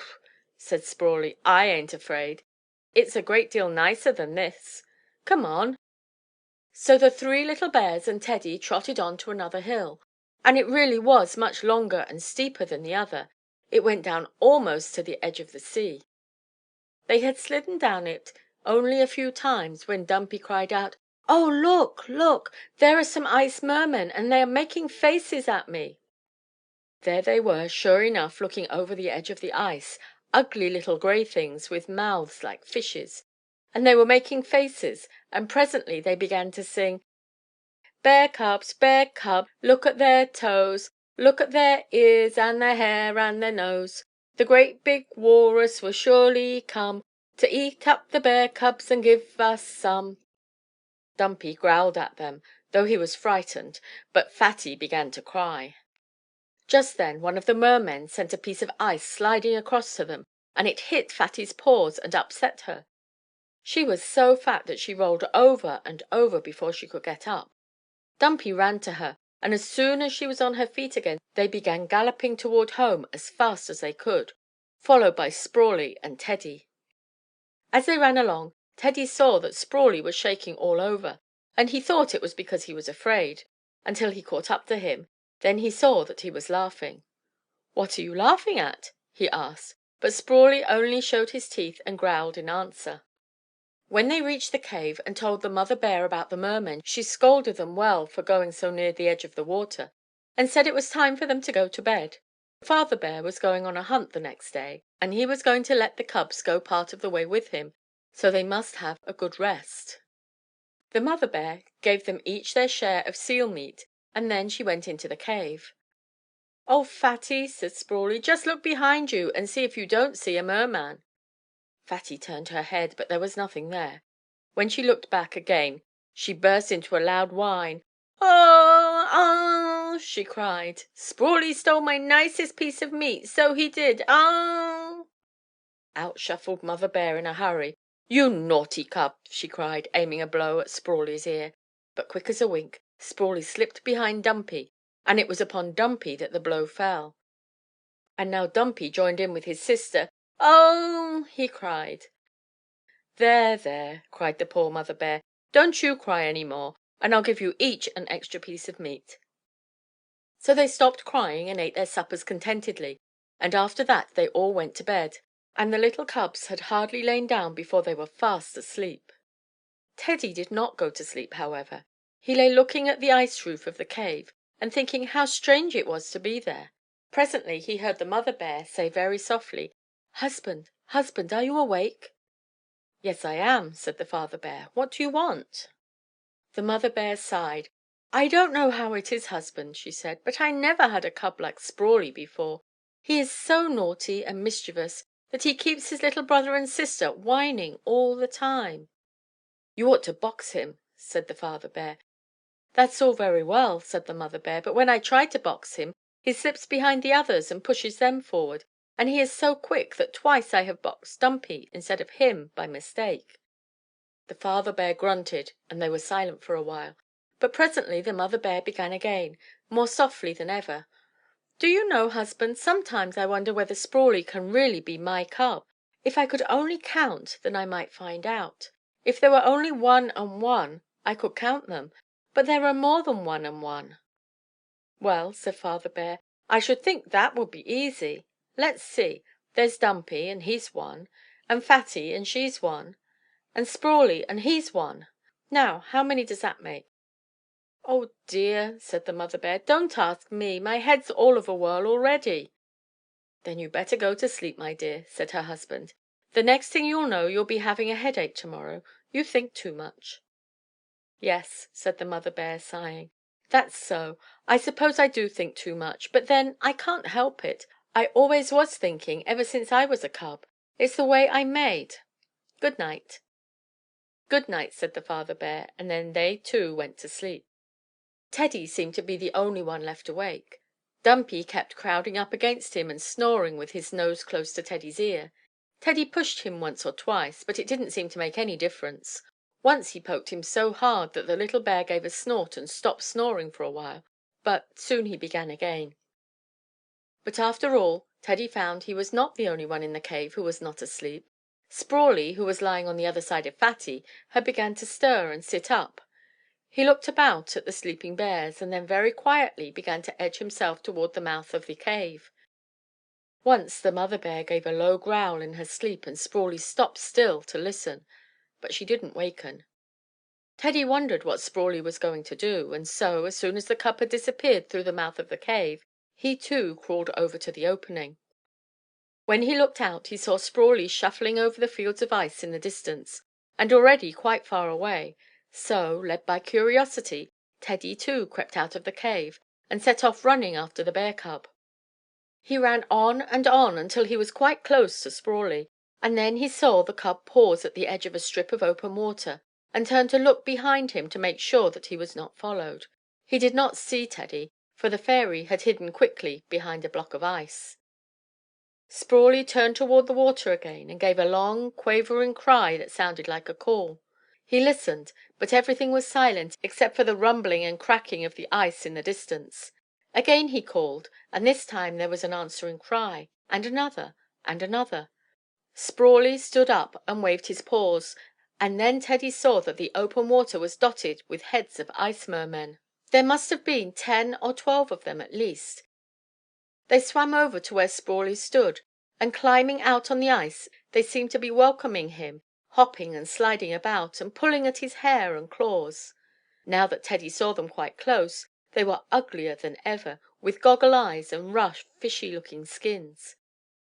They all sat on the edge of the ice, and now and then one of them would dive off, to reappear again all wet and glistening, and then it would climb up and sit on the ice again in a row with the others. They all talked together, and their voices were so queer and husky that Teddy could not understand what they were saying at first. At last he made out that they were asking Sprawley about him. Where had he come from, and how? "Well, I'll tell you how he came," said Sprawley, and all the mermen stopped to listen. Sprawley, too, was silent for a moment, and then he said in a low, impressive voice, "The Counterpane Fairy brought him." There was a long, quavering cry from the mermen, and several of them dived off into the water and did not reappear again for some minutes. When they did, their faces were all wrinkled up with anxiety. They climbed up onto the edge of the ice and sat there blinking at the sky for a while in silence. Then one of them said in a trembling voice, "Well, we haven't been doing anything but just frightening the bear cubs a little." "How about knocking Fatty down with a piece of ice?" asked Sprawley, derisively. "Scritchy did that," cried all the mermen but one. "We didn't do it. Scritchy did that." The merman who hadn't spoken, and who was Scritchy, did not say a word. He looked at the others with his goggle eyes, and then he tumbled off into the water and swam away as fast as he could, and did not come back any more. All the other mermen looked after him in silence until he had disappeared. Then one of them said in an awestruck voice, "It's bad for you, Sprawley, ain't it? Just think what you've been doing." "Pooh!" said Sprawley, pretending he was not frightened. "What do I care? I can fix it all right." "How?" asked all the mermen together. "Well, listen and I'll tell you," said Sprawley. "To morrow Father and Mother Bear are going hunting, and all of us little cubs are to go with them. I suppose this strange fairy cub will go with us, and when we stop to rest, I'll get him away from the others and near the edge of the water. You must come under the ice and break off the piece he's standing on, and float him far, far away toward the south until he melts."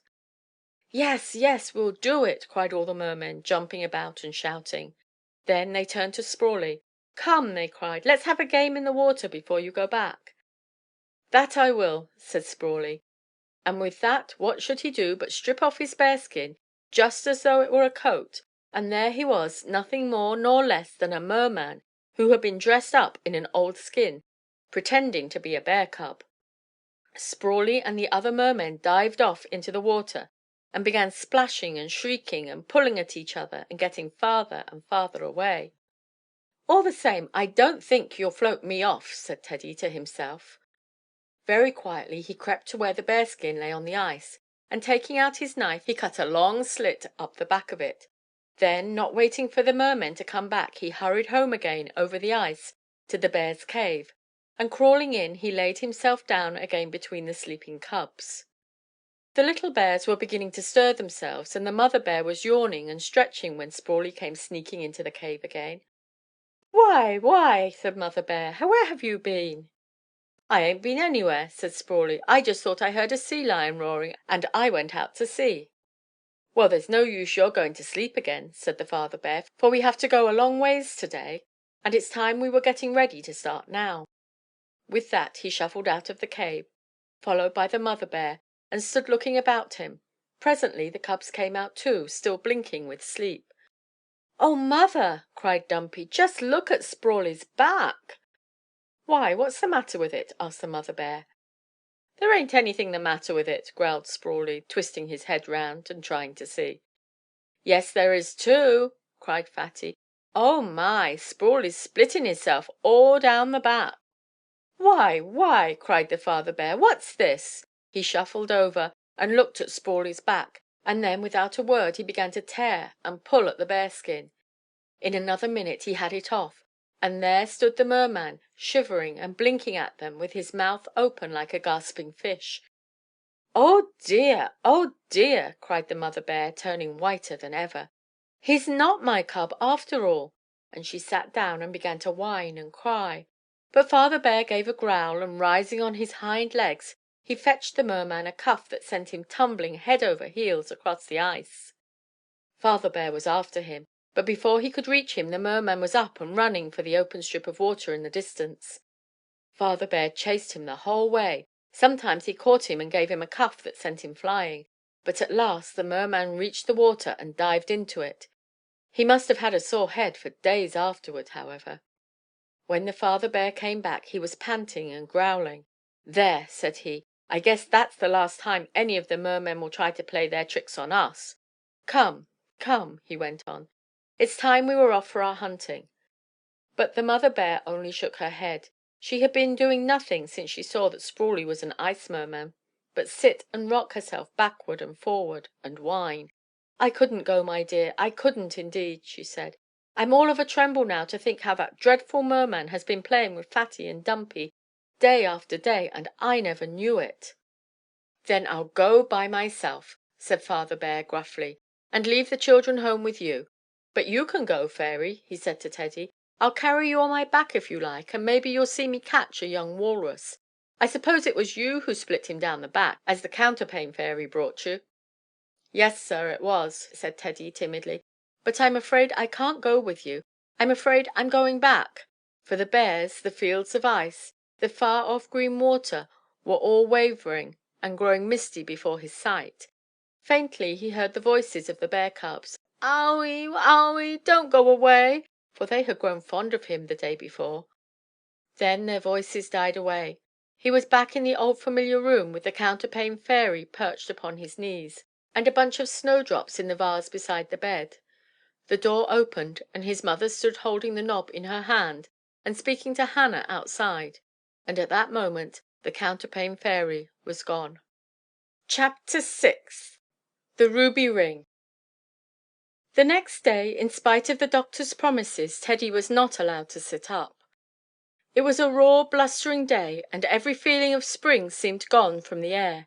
The wind rattled at the windows, and Hannah built up the fire until it roared. Teddy did not feel much disappointed at not being allowed to sit up, for Harriet came over with her paint box, and they began colouring the pictures in some old magazines that mamma gave them. The bed was littered with the pages. After a while mamma left them and went down into the kitchen to bake a cake. "I wish I had brought my best apron over," said Harriet, "for then I could have stayed for dinner if you wanted me to." "Why can't you stay anyhow?" asked Teddy.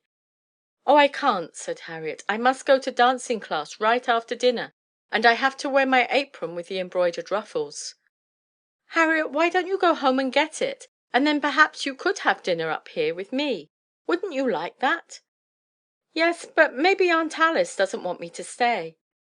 "Yes, she does," said Teddy. "I know she does, because she said she was so glad to have you come and amuse me." "Well, I'll go home and ask my mother. I don't know whether she'll let me." "You won't stay long, will you?" "No, I won't," promised Harriet.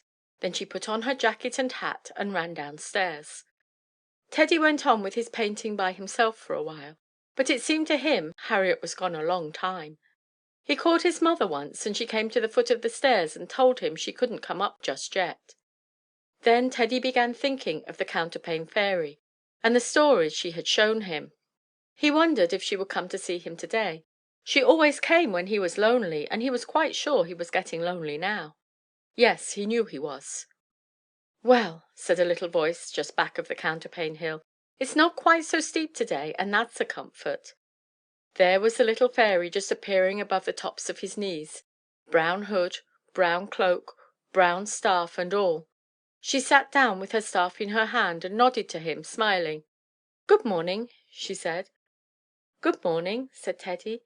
"Mrs. Fairy, I was wondering whether you wouldn't like it if I kept my knees down, and then there wouldn't be any hill."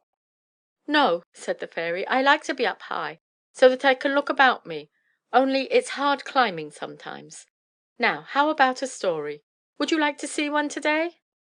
"Oh, yes!" cried Teddy. "Indeed I would." "Then which square will you choose? Make haste, for I haven't much time." "I think I'll take that red one," said Teddy. "Very good," said the fairy, and then she began to count. As she counted, the red square spread and glowed until it seemed to Teddy that he was wrapped in a mist of ruddy light. Through it he heard the voice of the Counterpane Fairy counting on, and as she counted he heard with her voice another sound, at first very faintly, then more and more clearly, clink, clank, clink, clank, clink, clank. It reminded him a little of the ticking of the clock on the mantel, only it was more metallic. "49!" cried the Counterpane Fairy, clapping her hands. And now the sound rang loud and clear in Teddy's ears. It was the beating of hammers upon anvils. When Teddy looked about him he was standing on a road that ran along the side of a mountain. All along this road were openings that looked like the mouths of caverns, and from these openings poured the ceaseless sound of beating, and a ruddy glow that reddened all the air and sky. It all seemed very familiar to Teddy, and he had a feeling that he had seen it before. Stepping to the nearest cavern, he looked in, and there he saw the whole inside of the mountain was hollowed out into forges that opened into each other by means of rocky arches. In every forge were little dwarfs dressed in leather and hammering at pieces of red-hot iron that lay on the anvils. As Teddy stood looking in, he was so tall that his head almost touched the top of the doorway. He was dressed in a long red cloak, and under that he wore a robe fastened about the waist with a girdle of rubies that shone and sparkled in the light. Upon his hand was a ruby ring.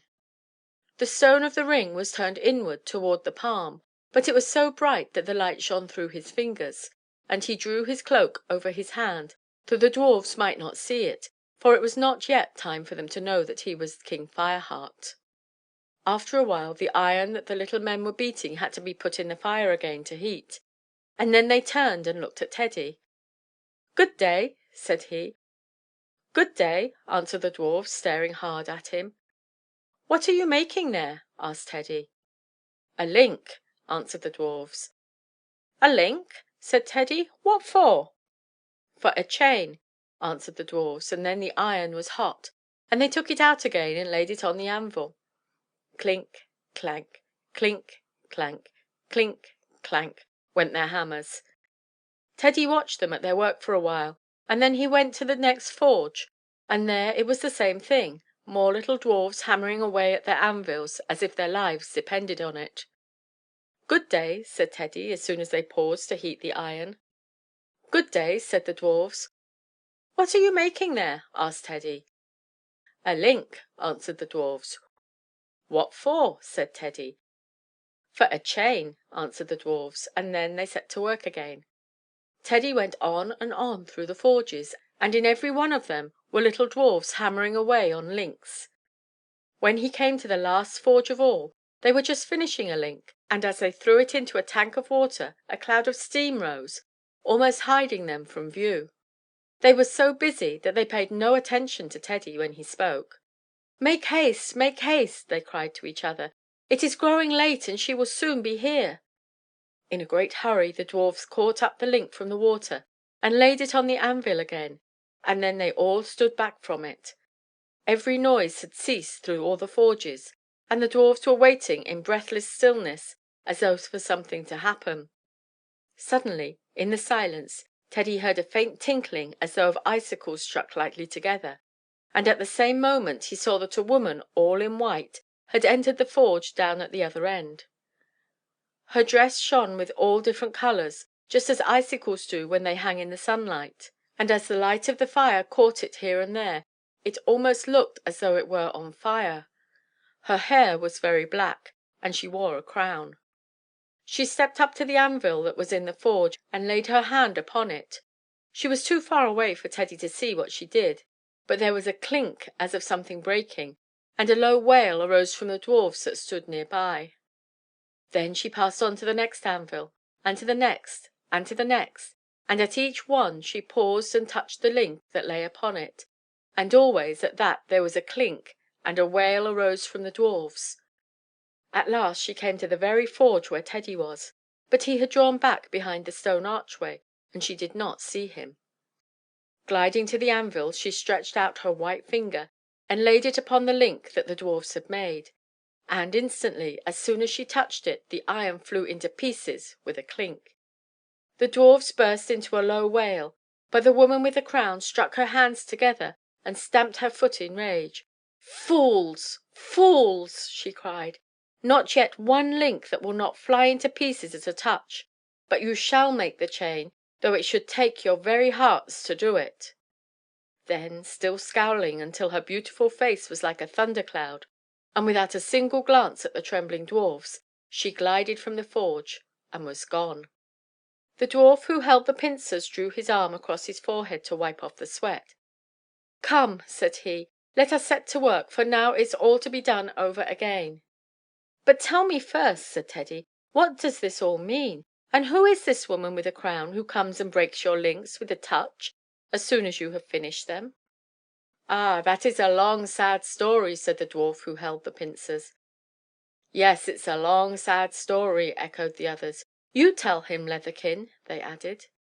"Well," said Leatherkin, sitting down on a rock that lay close by, "it's this way. This mountain where we live is only one of many that are called the Fire Mountains, because their rocks are so red, and because they are all full of forges. Here we dwarfs used to live happily enough, for our good King Fireheart was so rich and strong that no one dared to make war on us, and we were left in peace to do what we would. King Fireheart, however, was not contented, for he wanted to see the world, so one day he set out on a journey, no one knew whither, leaving the country in the charge of his foster brother. While he was away, the Ice Queen came with all her white spearsmen and attacked the country and conquered it. Then she set us all to work, for she knew that in all the world there were no such smiths as the dwarfs of the Fire King's country, and not until we have forged her the magic chain that binds all but oneself will she set us free to go about our own affairs again. That is why we are all working to forge the links, and if we could but make one that would stand so much as a touch of her finger, we would have hopes of making it. But so far not one has been made but what flies into pieces at her lightest touch. But there," he added, "we must set to work, for the days are too short for what we have to do." "Wait a bit," said Teddy. "I should like to have a stroke at that chain myself. Will you lend me a hammer and let me try?" "No, no!" cried the dwarfs, shaking their heads. "We have no time to waste in lending out hammers and anvil." "Look," said Teddy, taking off his ruby girdle and holding it out to them. "You shall have this if you will let me try." The dwarfs' eyes glittered, and they took the girdle and all crowded around to look and handle it, for they had never seen such fine rubies before, not even down in the middle of the earth. And at last they told Teddy that they would lend him their hammers a while in exchange for the ruby girdle. "Though what can you do with them?" they said. "For look at your hands, they are white and smooth, and not hairy and strong like ours." "Never you mind," said Teddy, "for sometimes white, smooth hands can do the work that others can't." And he took one of their hammers in his hand as he spoke. "What will you have to work with?" they asked. "Oh, anything at all," said Teddy, "if it is no more than an old nail, so that it is something to begin with." The dwarfs laughed, and picking up an old nail that was on the floor, they laid it upon the anvil. Then Teddy raised the hammer, and the ruby of the ring he wore throbbed and burned until his hand was hot, and his arm was so strong that the hammer was like a feather in his grasp. As he beat and turned the nail, he sang, and it seemed to him that the fire sang with him, clear and thin, and sounding like the voice of the Counterpane Fairy. "Hammer and turn, the fire must burn, the coals must glow, the bellows blow. Beat, good hammer, loud and fast, so the chain will be made at last. Clankety clink, we forged the link, my hammer's bold this chain must hold. The snow shall melt, the ice fly fast, for the magic chain is wrought at last." With these words Teddy threw down the hammer and lifted the chain he had made, and it was as thin as a hair, as light as a breath, and yet so strong that no power on earth could break it. The dwarfs sprang forward with a shout and caught the chain in their crooked fingers. "Wonderful! Wonderful!" they cried. "It is indeed the magic chain that we have been trying to make for all these years. Who are you, wonderful stranger? For there is no smith among all the dwarfs who can do what you have done." Then, without a word, Teddy raised his hand and held it up with the palm turned toward them, so they saw the ruby in his ring. And when they saw it, they shouted again in their wonder and joy, "It is King Fireheart himself come back to rule the country." Then all the dwarfs, even from the farthest forges, came running up and gathered about the archway of the forge where Teddy stood. And when they saw that it was indeed King Fireheart, they shouted and leaped and threw their caps up into the air. When they had grown quieter, Teddy bade them take him to the Ice Queen. So all the dwarfs led him out and up the mountain, on, until they came to a great castle built of ice, but ruddy with the cold light of the aurora borealis that shone behind it. They went into the hall, past the rows of white spearsmen, and when the spearsmen would have stopped them the dwarfs told them that they were carrying the magic chain that binds all but one's self to the queen. And so they let the little men pass on, but all the while Teddy kept the ruby ring hidden under his cloak. At last they came to the great chamber, where the queen sat on a magnificent throne of ice, and when she saw the crowd she started to her feet. "Have you brought it? Have you brought it?" she cried eagerly. "Have you brought me the magic chain?" "Yes," shouted the dwarfs all together, "we have brought it." Then they stood still, and Teddy went on up the steps alone. "Where is it?" asked the queen, and she stretched out her hands. "It is here," said Teddy. Very slowly he drew it out from under his cloak, and then suddenly he threw it over her. "And now take it," he cried. It was in vain that the queen struggled and cried. The more she strove, the closer the chain drew about her, for it was a magic chain. At last she stood still, panting. "Who are you?" she asked. Then Teddy raised his hand, holding it open so that she could see the ruby. "I am King Fireheart," he cried. "And now take your own real shape, wicked enchantress that you are." At these words the black browed queen gave a cry that changed, even as she uttered it, to a croak, and a moment after she was nothing but a great black raven that spread its wings, and flew away over the heads of the dwarfs, out of the window, and on out of sight. Then Teddy turned and walked out of the great ice chamber and down the hall, followed in silence by the dwarfs. As he went, the spearsmen started forward to lay hands upon him, but as soon as they saw the ruby ring they stood, every man stiffened just as he was, some leaning forward with outstretched arm, some with their spears lifted, some with their mouths open, but all of them turned to ice. When Teddy and the dwarfs had reached the mountain road again, they turned and looked back toward the castle. A warm south wind was blowing, and the aurora borealis had faded away. Already the castle was beginning to melt. The spires and turrets were softening and dripping down.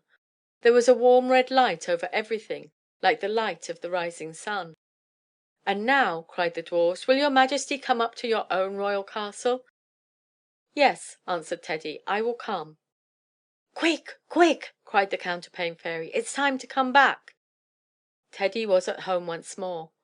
There was the flowered furniture, and the fire burning red upon the hearth. "Tick tock, tick tock, tick tock," said the clock. "I must go," cried the fairy hastily, "for I heard your little cousin opening and shutting the side door." "Oh, wait!" cried Teddy. "Won't you wait and let her see you too?" But the fairy was already disappearing behind the counterpane hill. All he could see was the top of her pointed hood. Then that too disappeared.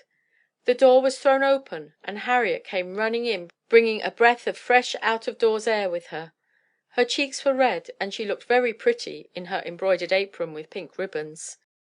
Chapter 7th. The Rainbow Children. It was Sunday afternoon, and everything was very still. Teddy had been allowed to sit up that morning for the first time since he had been ill. He had put on the little blue dressing gown that mamma had made for him, and she was so funny about getting him into it, and wheeling the chair over to the window, that Teddy had laughed and laughed. After that, he sat at the window looking out and watching the chickens in the yard below, and the people going along the street. Teddy's mamma was going to church, but his father stayed home with the little boy, and told him stories and drew pictures with a blue pencil on a writing pad, pictures of David killing Goliath and of Daniel in the lion's den. Then he drew a picture of the house in the real country where he and mamma and Teddy were going to live some time, a house with a barn and horses and cows and pigs and a pony that Teddy could ride when he came into town to school. The morning flew by so quickly that the little boy was surprised when mamma came back from church and said it was almost time for luncheon. She looked at the pictures that papa had drawn, and smiled when Teddy told her about them. But very soon she began to talk seriously with papa. She told him she had stopped in at Mrs. McFinney's on her way home, and that she had been wondering whether something couldn't be done for little Ellen McFinney's lameness. She felt so sorry for her. Papa said the child ought to be sent to a hospital, and he thought that if it were done she could be cured. Mamma said that she thought so too, but that someone had been talking to little Ellen and frightened her so that she cried whenever the hospital was talked of, and her mother would not send her unless she felt willing to go. Then mamma spoke of how lonely it must be for the little girl there in the house by herself all day, while her mother was out at work with so little to amuse her. "Mamma," said Teddy, "why can't little Ellen have some of my books to amuse her? Some I had when I was sick, because, you know, I'm well now and don't need them any more." "That's a very good idea," said mamma, looking pleased. "You may choose the ones you will give her, and perhaps papa will leave them with her when he goes out for a walk this afternoon." "Well," cried Teddy eagerly, "I think I'll give her the Ali Baba book and Robinson Crusoe, and I think maybe I'll give her Little Golden Locks too." Mamma brought the books, and they tied them up in a neat package, and just as they finished there was a little rattle of china outside the door, and in came Hannah with Teddy's luncheon, and a great yellow orange that Aunt Pauline had sent him. After luncheon mamma made Teddy lie down for a while to rest. The Venetian shutters were drawn, so that all the room was dimly green, and then mamma and papa went out and left him alone. Teddy lay there for what seemed to him a long time. The house was very still, and the afternoon sun shone in through the slats of the shutters in golden chinks and lines. Teddy wondered where mamma was, and why she didn't come back, for it seemed to him that he had been alone almost all the afternoon, though really it had not been for long. Presently he heard someone humming cheerfully back of the Counterpane Hill, and as soon as he heard it he felt sure that the Counterpane Fairy must be coming. Sure enough, in a few minutes she appeared at the top, and stood looking down at him with a pleasant smile. "Oh, Mrs. Fairy, I knew that was you!" cried Teddy. "Did you?" said the Fairy, sitting down on top of his knees. "And then did you think, 'Now I shall see another story'?" "Oh, yes!" cried Teddy eagerly. "I hoped you would show me one." "Then I suppose I'll have to," said the Fairy. "And what square shall it be this time?" "There's one close by you," said Teddy, "and it's 'most every color, like a rainbow. Will you show me that story?" "Yes," said the Fairy, "I'll show you that. Now fix your eyes on it." Then she began to count. "49!" she cried. Teddy and little Ellen McFinney were running along hand in hand over a rainbow that stretched across the shining sky like a bridge. The clouds above them shone like opals, and far, far below was the green world, with shining rivers and houses that looked no larger than walnuts. "Can't we run fast?" said Teddy. "I think we'll go as fast as an express train, don't you, Ellen?"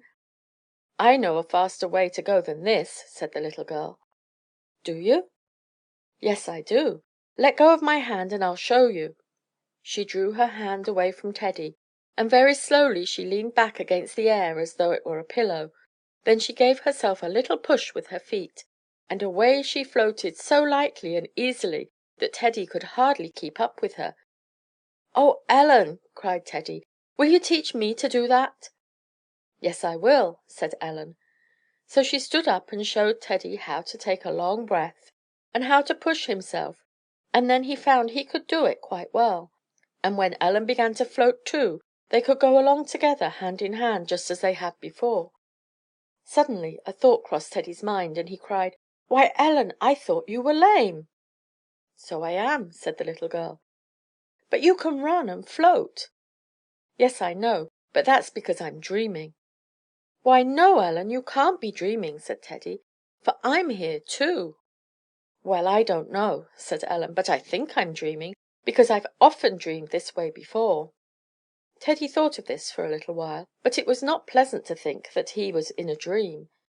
After a while he said, "Ellen, don't you know, if you're lame you ought to go to a hospital? My mamma says so, and my papa says so too." An ugly expression came into Ellen's face. "That's all you know about it," she cried. "You don't catch me going to a hospital. Why, I heard of a girl that went to a hospital and—" She was interrupted by a soft burst of laughter, and looking about Teddy saw that he and she had floated right into the midst of a group of little children who were running along the Rainbow Bridge. They were all such pretty little children with soft shining faces and bare feet. but they did not quite look like any children that Teddy had ever seen before. Each little child carried in its hand a bunch of flowers, and they were such flowers as the little boy had never dreamed of. Some of them moved on their stalks, opening and closing their petals softly, like the wings of butterflies.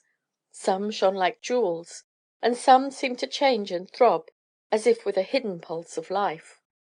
Ellen, who had stopped floating, caught Teddy by the coat and hung back timidly when she saw the children, but Teddy spoke to the one nearest to him. "Where did you get your flowers?" he asked. "From the garden at the other end of the rainbow," said the little child, smiling at him. "Give me one?" "Oh, no, I can't," answered the child, staring at him with big eyes. "They're for someone else." "Whom are they for?" "You can come along and see." "Oh, say," whispered Ellen to Teddy, "let's go back." But Teddy answered, "No, no, come on and see where they're going." So Ellen reluctantly followed him, and they joined the other little children journeying along the rainbow. The strange little children seemed very happy, and they laughed and talked together in their soft, clear voices, though Teddy could not always understand what they said. He could understand best the little boy to whom he had spoken first. Teddy asked him again where they were going, and this time the little boy, he seemed to be the captain of the band, told him that they were going down to the earth. He said that every week they had a holiday, and then they crossed the rainbow bridge and carried the flowers from their flower beds down to the little earth children. "But what little children?" asked Teddy curiously. "Oh, you'll see," answered the little boy, laughing, and then he began to talk with the others, and Teddy could no longer understand him. It was not long after this that Teddy saw before him the end of the rainbow, and where should it go but right through the window of a great square yellow house, set back of a high wall and in the middle of a lawn. "Oh dear, we can't get to the end of it after all," cried Teddy, and the next thing he knew the little children were walking through the window just as if nothing were there, and he and Ellen were following them. "Where are we?" asked Ellen, looking about her, half frightened and yet curious. "I can't think," said Teddy. "Seems as if I knew, but I can't think." They were in a long, bare, clean room, and on each side of it were rows of little white beds, and in each bed lay or sat a little child. A few of the children were asleep, most of them were awake, but all looked pale and thin. Here and there at the sides of the beds grown-up people were sitting, sometimes showing the children pictures or books, and sometimes reading to them. The children from the rainbow walked slowly up the aisle between the row of beds, and, strangely enough, no one seemed to look at them or pay the least attention, any more than if they had not been there, and at last Teddy began to believe that they could not see them. Often the little strange children stopped to smooth a pillow or to softly stroke the cheek or hand of one of the little earth children. Here and there one would linger behind the others by some bed, and after a moment would lay its bunch of flowers on the pillow. Then the little child in the bed would turn its head and smile, even if it were asleep, and its face would shine as if with some inward happiness. The whole room seemed filled with the perfume of flowers, and Teddy wondered that no one paid attention to it. At last they came to a bed where a little child was lying fast asleep, and a woman was sitting beside the child and fanning it. Suddenly its eyes opened, and the moment they turned toward the rainbow children, Teddy knew that it saw them. It lay looking for a moment, and then it smiled and feebly tried to wave its hand. "What is it, dear?" asked the woman, bending over the child, but it paid no attention to her, for it was gazing at the rainbow children. "Oh, he sees us! He sees us!" they cried, clapping their hands joyfully. "He'll be coming across the rainbow soon." Then the rainbow children gathered about the bed and began talking to the child, but Teddy could not understand what they said to it. The little child on the bed seemed to understand them, though, and it smiled and tried to nod its head.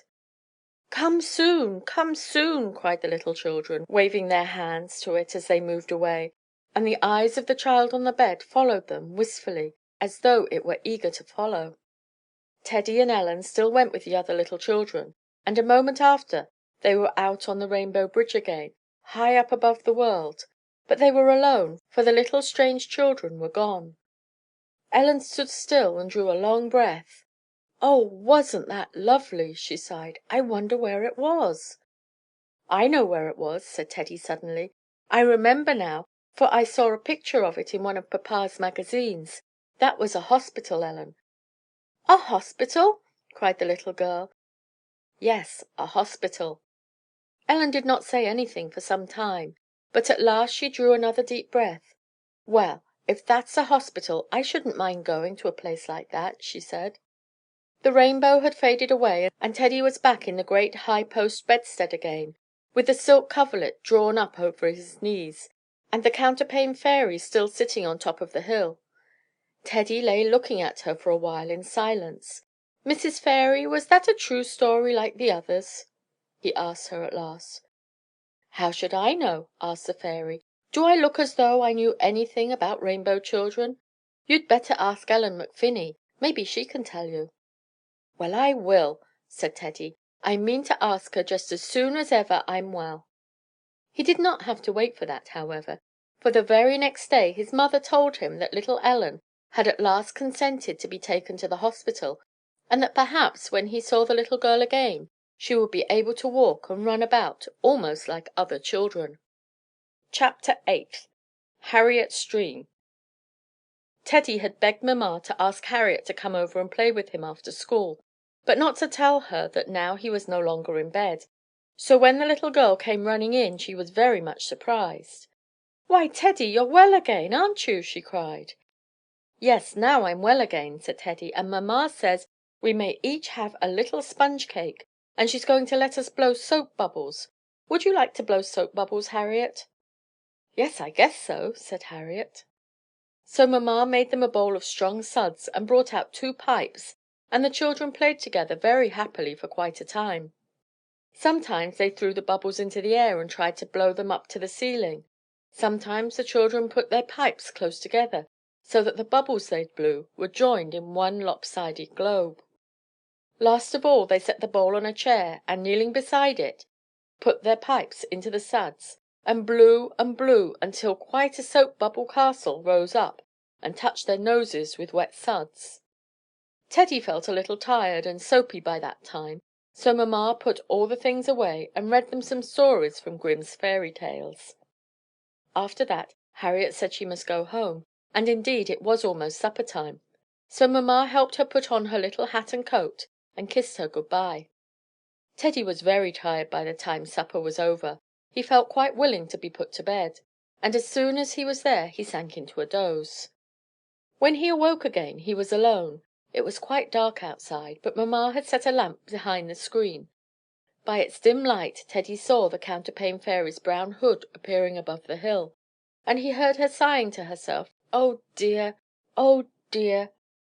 "Oh, Mrs. Fairy!" cried the little boy, almost before she had reached the top of the hill. "I'm so glad you've come, for I don't know when mamma will be here. Won't you show me a story?" In a minute," said the fairy, "as soon as I can catch my breath." Teddy was so afraid that mamma would come in that he could hardly wait, and when the Counterpane Fairy told him that she was ready and that he might choose a square, he made haste and pointed out a silvery gray one. Then the fairy began to count. "49!" she cried. Teddy was walking down a long, smooth, gray road. There was a silvery mist all about him, so that it was almost as though he were walking through the sky, and the road seemed to begin and end in grayness. He knew that somewhere behind him lay his home, and that in front was the place where he was going, but he did not know what that place was. At last he reached the edge of a wide gray lake, as smooth and as shining as glass. Beside him on the beach a little gray bird was crouching. "Peet-weet! Peet-weet!" cried the little gray bird. It was so close to Teddy's feet that it seemed to him that with a single movement he could stoop and catch it. Very softly he reached out his hand, and the little bird did not stir. "Peet-weet! Peet-weet!" it cried. Suddenly, with a quick movement, he clutched it. For a moment he thought he felt it in his fingers, all feathery and soft and warm. And then the voice of the Counterpane Fairy cried, "Take care! You're rumpling my cloak!" Teddy dropped the bird as though it had burned him, and there it was not a bird at all, but the Counterpane Fairy, who stood smoothing down her cloak and frowning. "Oh, I didn't know that was you. I thought it was a bird," cried Teddy. "A bird!" cried the fairy. "Do I look like a bird?" Teddy thought that she did, for her nose was long and thin, and her eyes were bright like those of a sparrow, but he did not like to say so. All he said was, "I wonder why I came here," for now he knew that this was the place where he had been coming to.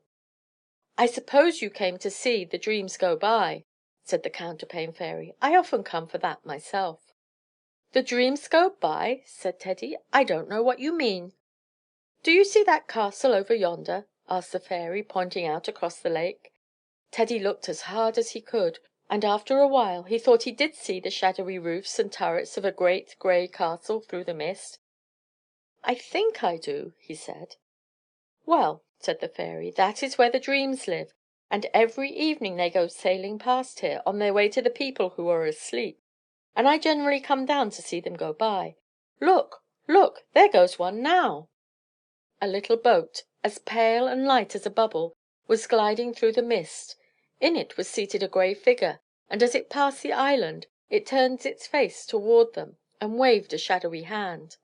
Presently two more boats slid silently by, and then another. "Oh, I know that dream!" cried Teddy. "I dreamed that dream once myself." Now there was a little pause, and then the dreams began to go past so fast that Teddy lost count of them. At last one of the boats glided out of the line of the rest, and over toward Teddy was standing, running up smoothly onto the grey beach, and out of it hopped a queer, ugly little dream, with pop eyes and big hands and feet. As soon as he found himself on shore, he cut a caper and cracked his shadowy fingers. "Who are you?" asked Teddy, curiously. "Oh, I'm just a dream," said the little figure. "Well, what are you coming here for?" asked Teddy. "I'm not asleep." "I know you're not," said the dream, "and I'm not coming to you. I'm going to a little girl named Harriet." "Oh, I know her!" cried Teddy. "She's my cousin. But why are you her dream? You're not pretty." "I know I'm not pretty," answered the dream, "and that's why I'm going to her. She was to have had such a pretty dream to night, but she ate a piece of plum cake before she went to bed, so now I'm going to her instead of the other one." "What was the other one like?" asked Teddy. "There it is," said the dream, pointing toward the boat, and now Teddy saw that another grey figure was in it. As he looked, it slowly and sorrowfully stepped from the boat and came up the beach toward them. It was very beautiful, and in its hand it carried a great bunch of shining bubbles, fastened to a stick by parti-colored ribbons, just as Teddy had seen Italians carrying balloons. Only these bubble balloons were growing and shrinking and changing every moment, just as though they were alive. As she came toward them, the ugly dream frowned and shook his hands at her. "Go away! Go away!" he cried. "There's no use your following me around this way. You shan't be dreamed tonight." "I think you might let me go into her dream with you," said the pretty dream, sorrowfully. "She didn't know she oughtn't to eat the plum cake." "Well, you shan't," said the ugly dream. "She ain't going to have any dream but me, and I'm going to look just as ugly as I can. I'm going to do this way."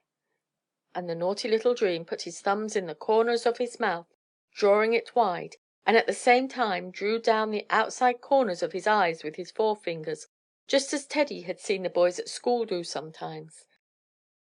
Then the dream hopped up into the air and cut a caper. "Ho, ho!" he cried. "Won't it be fun? You can come along and see me frighten her if you want to." This last he said to Teddy. Teddy thought him a very naughty, ugly-tempered little dream, but still he went with him, wondering all the time how he could induce him to let the pretty dream go to Harriet. And as they walked up the road together, the pretty dream still followed them, carrying her bunch of bubbles. They went on and on, until they came to a place where the ground was rough and broken up with a number of black holes. The ugly dream went from one to another of these, pausing, and laying his ear to their edges. "What are you doing?" asked Teddy. "Hush! Can't you see I'm listening?" said the dream crossly. At last, after pausing at one of them, he turned to Teddy and nodded his head. "This is it," he said. "This is where Harriet lives." "Why, it isn't at all!" cried Teddy indignantly. "My cousin Harriet doesn't live in a hole. She lives in a great big house with doors and windows. "Well, anyway, this is her chimney," said the dream, "and it's the only way to get into her house from here. If you want to come, come, and if you don't want to, why, stay." And the dream sat down on the edge of the hole. Teddy hesitated. "If I went down that way, I think I'd fall and hurt myself," he said at last. "Pooh! No, you wouldn't, if you took my hand," said the dream. "I always go this way, and it's as easy as anything." So Teddy sat down on the edge of the hole and grasped the dream's shadowy fingers in his. Then they pushed themselves off the edge, and down they went through the darkness. Teddy felt so frightened for a minute that he quite lost his breath, but he held on tight to the dream's fingers, and soon they landed as softly and lightly as a feather, right in the nursery of Aunt Paulina's house, and the pretty dream was still following them. "And now begins the fun," whispered the dream. The house was very still, for everyone was fast asleep. The moon shone in through the window, making the room bright, and beyond the open closet door Teddy could see the toys all arranged in order just as Harriet had left them, for she was a tidy little girl, and Harriet herself was tucked into her little white bed in the room beyond. Teddy felt so sorry to think of her having such an ugly dream that he stood still. "You won't frighten her very much, will you?" he asked. "Yes, I shall," said the ugly dream. "I'll frighten her just as much as ever I can. I'll make her cry." "No, you mustn't," said Teddy, almost crying himself. "I won't let you." "You can't help it," cried the dream tauntingly. Suddenly a bright thought came into Teddy's mind. "Anyway, you're not so very ugly," he said. "Harriet has a jack-in-the-box that's a great deal, oh, ever so much uglier than you." "I don't believe it," said the dream. "Yes, she has," said Teddy, "and it's right there in the closet." "Then I'll get it and make myself look like it." With that the dream crawled into the closet and pushed back the hook of the box where Jack lived, and pop! Up shot the most hideous little man that ever was seen, with a bright red face and white whiskers. "Hi! He is ugly!" cried the dream with delight, and sitting down before the box he began to make his face just like Jack's. Then, softly and quickly, Teddy closed the closet door and turned the key in the lock, fastening the dream in. "Hi there! Let me out! Let me out!" cried the dream, beating softly on the door with its shadowy hands. "No, I won't!" cried Teddy. "You can just stay in there, you ugly dream, for the pretty dream is going to Harriet now." And he turned to the pretty dream and took her by the hand, and her face shone as brightly as one of her own bubbles. Together they ran into Harriet's room, and there she lay in her little white bed, with her eyes closed and her curls spread out over the pillow, and when they came in she smiled in her sleep. The dream shook the bubbles above her head, and the dimples came into Harriet's cheeks. "Oh, pretty, pretty!" she whispered with her eyes still closed. "Oh, Teddy, isn't it pretty?" "Yes, it is pretty," cried Teddy. "Did you call me, dear?" asked mamma, opening the door. Teddy was back in his own room, and all he could see of the Counterpane Fairy was the tip of her brown hood disappearing behind the counterpane hill, and that was gone in an instant. "Oh, mamma, it was such a pretty dream!" cried Teddy. "Was it, darling?" said mamma. "Try to go to sleep again, dear, for it is very late, and you can tell me all about it tomorrow. Good night, my little boy." Chapter 9. Down the Rat Hole. The next day Teddy was allowed to go about and follow mamma into the sewing room, where he had the little cutting table drawn out and his toys put on it, and played for a long time. In the afternoon Harriet stopped for a little while, and as soon as Teddy saw her his thoughts went back to the Counterpane Fairy and the story, and he cried out, "Oh, Harriet, I know what you dreamed last night." "What did I dream?" asked Harriet. "Why, you dreamed about the soap bubbles and me, didn't you?" "How did you know I dreamed that?" asked Harriet. Then Teddy told her all about standing by the lake and seeing the dreams go past, and how he had shut the ugly one up in the toy closet. Harriet listened with great interest. "Wasn't that a funny dream?" she cried, when he had ended. "A dream?" said Teddy. "Why, that wasn't a dream, Harriet. That's the story the Counterpane Fairy showed me. And don't you know you did dream about the bubbles?" Harriet was silent a while as if pondering it, and then she said, My canary bird flew away this morning." "Who let it out?" asked Teddy, with interest. "Did you?" Harriet hesitated. "Well, I didn't exactly let it out," she said. "I guess I forgot to close the door after I cleaned its cage."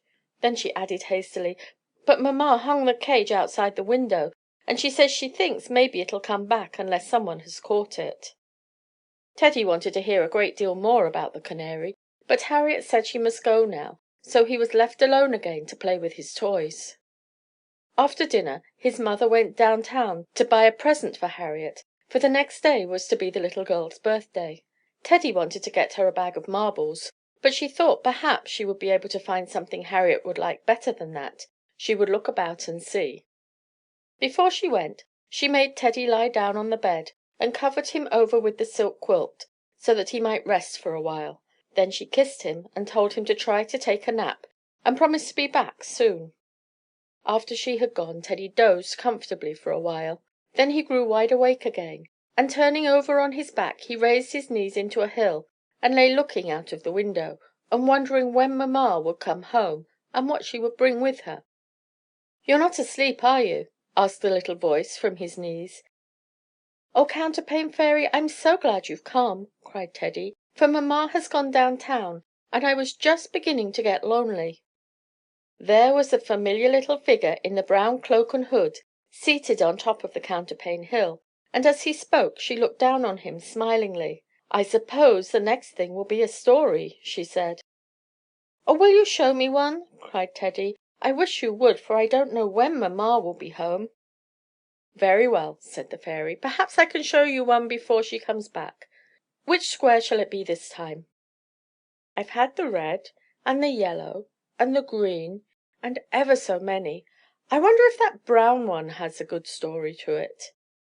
"You might choose it and see," said the fairy. So Teddy chose that one, and then the fairy began to count. 1, 2, 3, 4, 5, she counted, and so on, until she reached 49. "Why, how funny!" cried Teddy. He was nowhere at all but on the back doorstep, and he sat there just as naturally as though he were not in a story at all.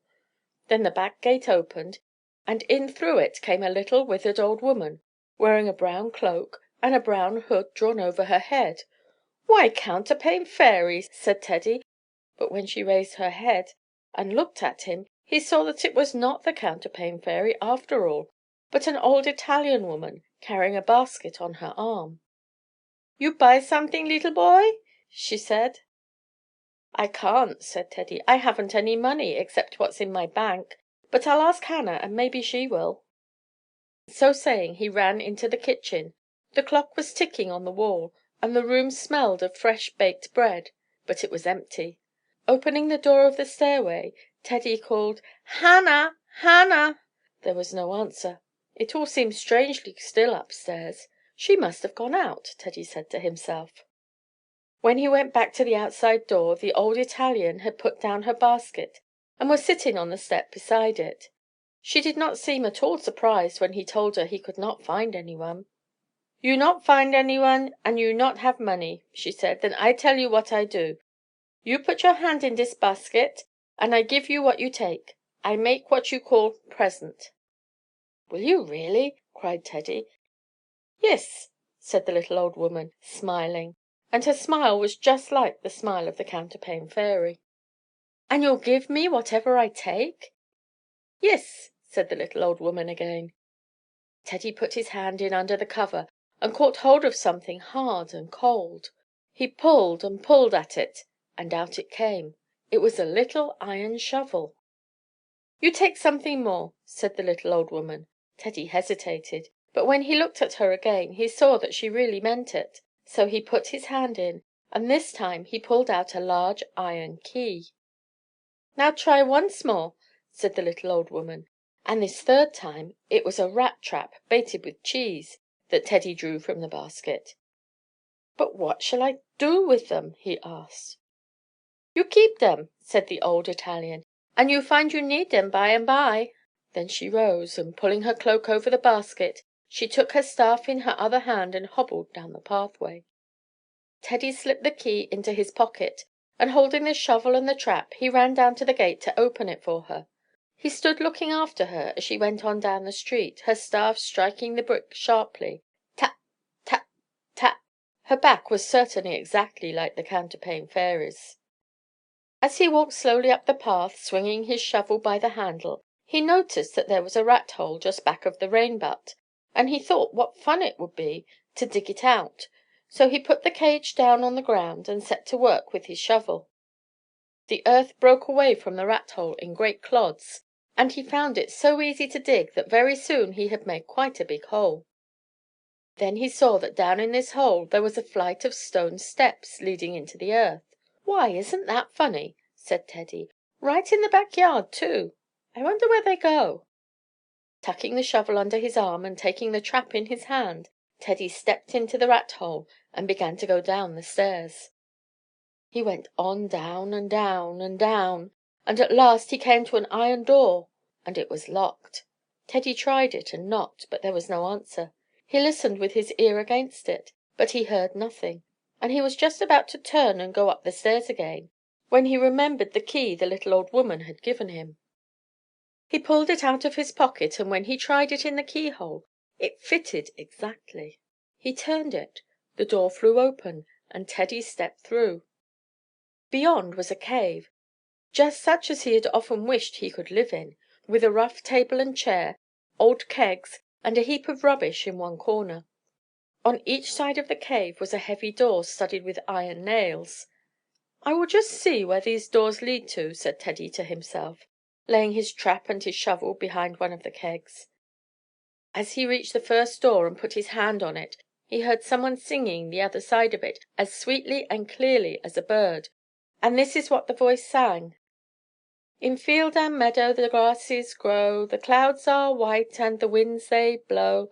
Out in the world there is much to see. If I were but free, if I were but free, my wings were bright and my wings were strong. I plumed myself and I sang a song. Where is the hero to rescue me and set me free, and set me free?" The song ended, and Teddy opened the door. Within was another room that looked almost like the first, only there was a fireplace in it, and in front of this fireplace a young girl was sitting. As soon as Teddy opened the door, she looked over her shoulder, and when she saw him, she sprang to her feet with a glad cry, and clasped her hands. "Oh!" she cried, "have you come to rescue me?" "Who are you?" asked Teddy, wondering at her. She was very beautiful. Her eyes were as bright and black as a sloe. Her hair shone like threads of pure gold, and she wore a long cloak of golden feathers over her shoulders. When Teddy spoke, she answered him: "I am Avis, the Bird Maiden." "And how did you come here?" asked Teddy. Then the Bird Maiden told him how she used to live in a golden castle that was all her own, how she ate from crystal dishes, and bathed every morning in a little marble bathtub, and had nothing to do all day but swing in her golden swing, and sing for her own pleasure. But after a while she grew tired of all this, and began to wonder what the outside world was like. And one day the sun was so bright and the air so sweet that she left her home and flew out into the wide, wide world. That was all very pleasant until she grew tired and sat down on a stone to rest. Then a great brown robber came and caught her and carried her down into his den, and there he kept her a prisoner in spite of her tears and prayers, and there she must wait on him and keep his house in order. Every day he went out and left her alone, coming back loaded down with food or golden treasure that he had stolen. "But why don't you run away?" asked Teddy. "I would." "Alas, I can't," said the Bird Maiden, "for whenever the robber magician goes out he locks the door after him, and I have no key to open it." Then Teddy told her that he had a key that would unlock the door, and that he would save her. The Bird Maiden was very glad, but she said they must make haste, for it was almost time for the robber to come home. So she wrapped her cloak around her, and Teddy took her by the hand, and together they ran to the door. They had hardly reached the outer cave, however, when Teddy heard a loud bang that echoed and re echoed from the walls. "Alas! alas!" cried the bird maiden, shrinking back and beginning to wring her hands. "We are too late! There comes the robber, and now we will never escape." She had scarcely said this when in marched the robber magician, sure enough. He wore a great soft hat pulled down over his face, and he had a long brown nose and little black beads of eyes. His moustache stuck out on each side like swords, and he carried a great sack over his shoulder. The robber magician threw the sack down on the floor and frowned at Teddy from under his hat. "How now!" he cried. "Who's this who has come down into my cavern without even so much as a by your leave?" Teddy felt rather frightened, but he spoke up bravely. "I'm Teddy," he said, "and I didn't know this was your cave. I thought it was just a rat hole." "A rat hole!" cried the robber magician, bursting into a roar of laughter. "A rat hole! My cave a rat hole! Ho! ho! ho!" "Yes, I did," said Teddy, "and I didn't know it was yours, but if you want me to go, I will." "Not so fast," said the robber. "Sometimes it is easier to come into my cave than to go out, and you must sit down and have some supper with me, now that you are here." Teddy was quite willing to do that, for he was really hungry. So he sat, and the robber drew chairs up to the table, and the bird maiden, at a gesture from the robber, picked up the sack that he had thrown upon the ground, and out from it she drew some pieces of bread and some bits of cold meat.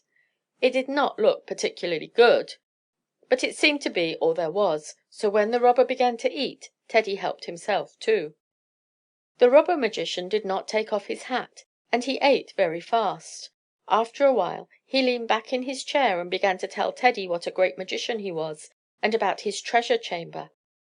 "There," he said, "is where I keep my gold. I have gold, and gold, and gold, great bars and lumps and crusts of gold, all piled up in my treasure chamber." At last he rose, pushed back his chair, and bade Teddy follow him, and he should see how great and rich he was. Leading the way across the cave, he unlocked the third door, and flinging it open, stepped back so that Teddy might look in. As he opened it, a very curious smell came out. Teddy stared and stared about the treasure chamber. "But where is the gold?" he said. "There, right before your eyes," said the robber. "Don't you see it?" "Why, that isn't gold, that's nothing but cheese!" cried Teddy. "Cheese! Cheese!" cried the robber magician, stamping his foot in a rage. "I tell you it's gold." "It isn't, it's cheese," said Teddy. "Look, I have some just like it. I'll show you." And running to the keg where he had left his trap, he pulled it out and held it up for the robber to see. As soon as the robber magician saw the cheese in the trap, his fingers began to work and his mouth to water. "Oh, what a fine, rich piece of gold!" he cried. "How do you get it out?" "I don't know," said Teddy. "I don't think it comes out." "There must be some way," cried the robber. "Let me see." And taking the trap from Teddy, he put it down on the floor and began to pick and pry at the bars, but he could not get the cheese out, and the more he tried, the more eager he grew. "There's one way," he muttered to himself, looking up at Teddy suspiciously from under his slouch hat. "How is that?" asked Teddy. "If one were only a rat, one could get at it fast enough," said the robber magician. "Yes, but you're not," said Teddy. "All the same, it might be managed," said the magician. Again he tore and tore at the bars, and he grew so eager that he seemed to forget about everything but the cheese. "I'll do it!" he cried. "Yes, I will!" Then he laid off his great soft hat, and crossing his forefingers, he cried, "Innocent me! Innocent me! As I was once, again I will be!" And now the magician's nose grew longer, his moustache grew thin and stiff like whiskers, his sword changed to a long tail, and in a minute he was nothing at all but a great brown rat that ran into the trap. Click went the trap, and there he was fastened in with the cheese. It was in vain that he shook the bars and squeaked. "Quick! quick!" cried the bird maiden. "Let us escape before he can use his spells." She caught Teddy by the hand, and together they ran to the door that led to the stairway. "Your key! Oh, make haste!" cried the bird maiden breathlessly. In a moment Teddy had unlocked the door they had passed through, and it had swung to behind them. Up the stairs they ran, and there they were standing in the sunlight near the rain butt. "I am free! I am free!" cried the bird maiden joyously. "Oh, thank you, little boy! And now for home." She caught the edges of her cloak and spread it wide, and as she did so it changed to wings. Her head grew round and covered with feathers, and with a glad cry she sprang from the earth and flew up and away and out of sight through the sunlight. "Why, it's Harriet's canary!" cried Teddy. "And now I must go," said the Counterpane Fairy. Teddy was back in the India room. The sun was low, and a broad band of pale sunlight lay across the foot of the bed. The fairy was just starting down the counterpane hill. "Was it really Harriet's canary?" asked Teddy. "I haven't time to talk of that now," cried the Counterpane Fairy, "for I hear your mother coming. Good bye, good bye." And sure enough, she had scarcely disappeared behind the counterpane hill when his mamma came in. "Oh, mamma," cried Teddy, "do you think Harriet's canary came back?" "I don't know, dear," said his mother. Then she put a little package into his hand. "Do you think Harriet will like that?" she asked. When Teddy opened the bundle he saw a cunning little bisque doll that sat in a little tin bath. You could take the doll out and dress it, or you could really bathe it in the tub. "Oh, isn't that cute?" cried Teddy with delight. "Won't little cousin Harriet be pleased?" "I hope she will," said mamma.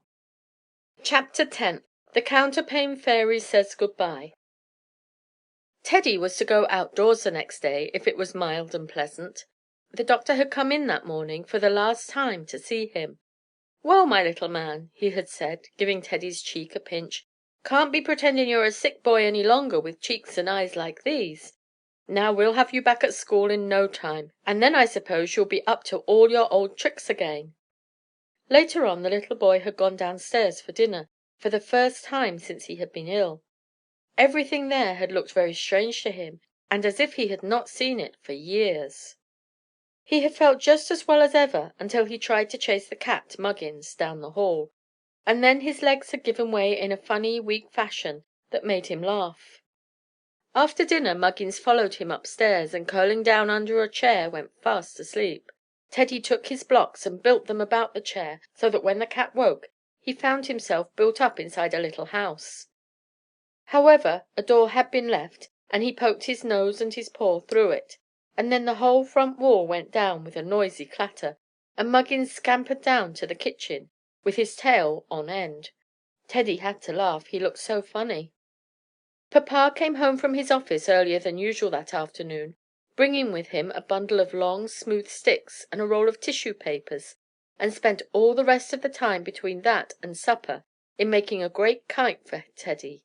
He told the little boy that if the next day were fine he would fly it for him, and that he might ask some of the boys to come and help. Teddy had never seen such a large kite before. When Papa stood it up it was a great deal taller than the little boy himself. The gold star that was pasted on where the sticks crossed was just on a level with his eyes. So much seemed to have happened that day that very soon after supper Teddy felt tired, and was quite willing to let mamma undress him and put him to bed. It felt very good to lie down between the cool sheets again, and very soon Teddy's eyelids began to blink heavily, and he was already drifting off into that blissful feeling that comes just as one is going to sleep, when he became dimly conscious of a faint sound of music. At first, half asleep as he was, he thought that it must be little cousin Harriet winding up the music box in the room, and then he suddenly started into consciousness with the remembrance that he was alone, and that it couldn't be cousin Harriet. She was at home, in bed perhaps already. The music seemed to sound quite near him, and it was very sweet and soft. Now that he was awake it sounded more like the voice of the singing garden than anything else. Suddenly a faint rosy light appeared at the foot of the bed, and standing in it was the most beautiful lady that Teddy had ever seen. She was quite tall, as tall as his own mother, and not even the fairy Rosine or the bird maiden, no, nor the Princess Aureline herself, had been half as beautiful. But though the lady was so lovely, there was something very familiar about her face. "Why, Counterpane Fairy!" cried Teddy. The Counterpane Fairy, for it was indeed she, did not speak, but smiling at Teddy, she moved softly and smoothly, as though swept along by the music, to the side of the bed, and, still smiling, she bent above the little boy. As he looked up into the face that leaned above him, it seemed to change in some strange way, and now it was the old Italian woman who had given him the presents from her basket. A moment after, it was the face of the little child who had talked with him upon the rainbow. No, it was not. It was really the Counterpane Fairy herself, and no one else. Closer and closer she leaned above him, seeming to enfold him with faint music and light and perfume. "Good-bye," she whispered softly. "Good-bye, little boy." "Oh, Counterpane Fairy, where are you going? Don't go away!" cried Teddy. "I'm not going away," said the fairy. "I shall be beside you still, just as often as ever, only you won't see me." "But won't there be any more stories?" cried Teddy in dismay.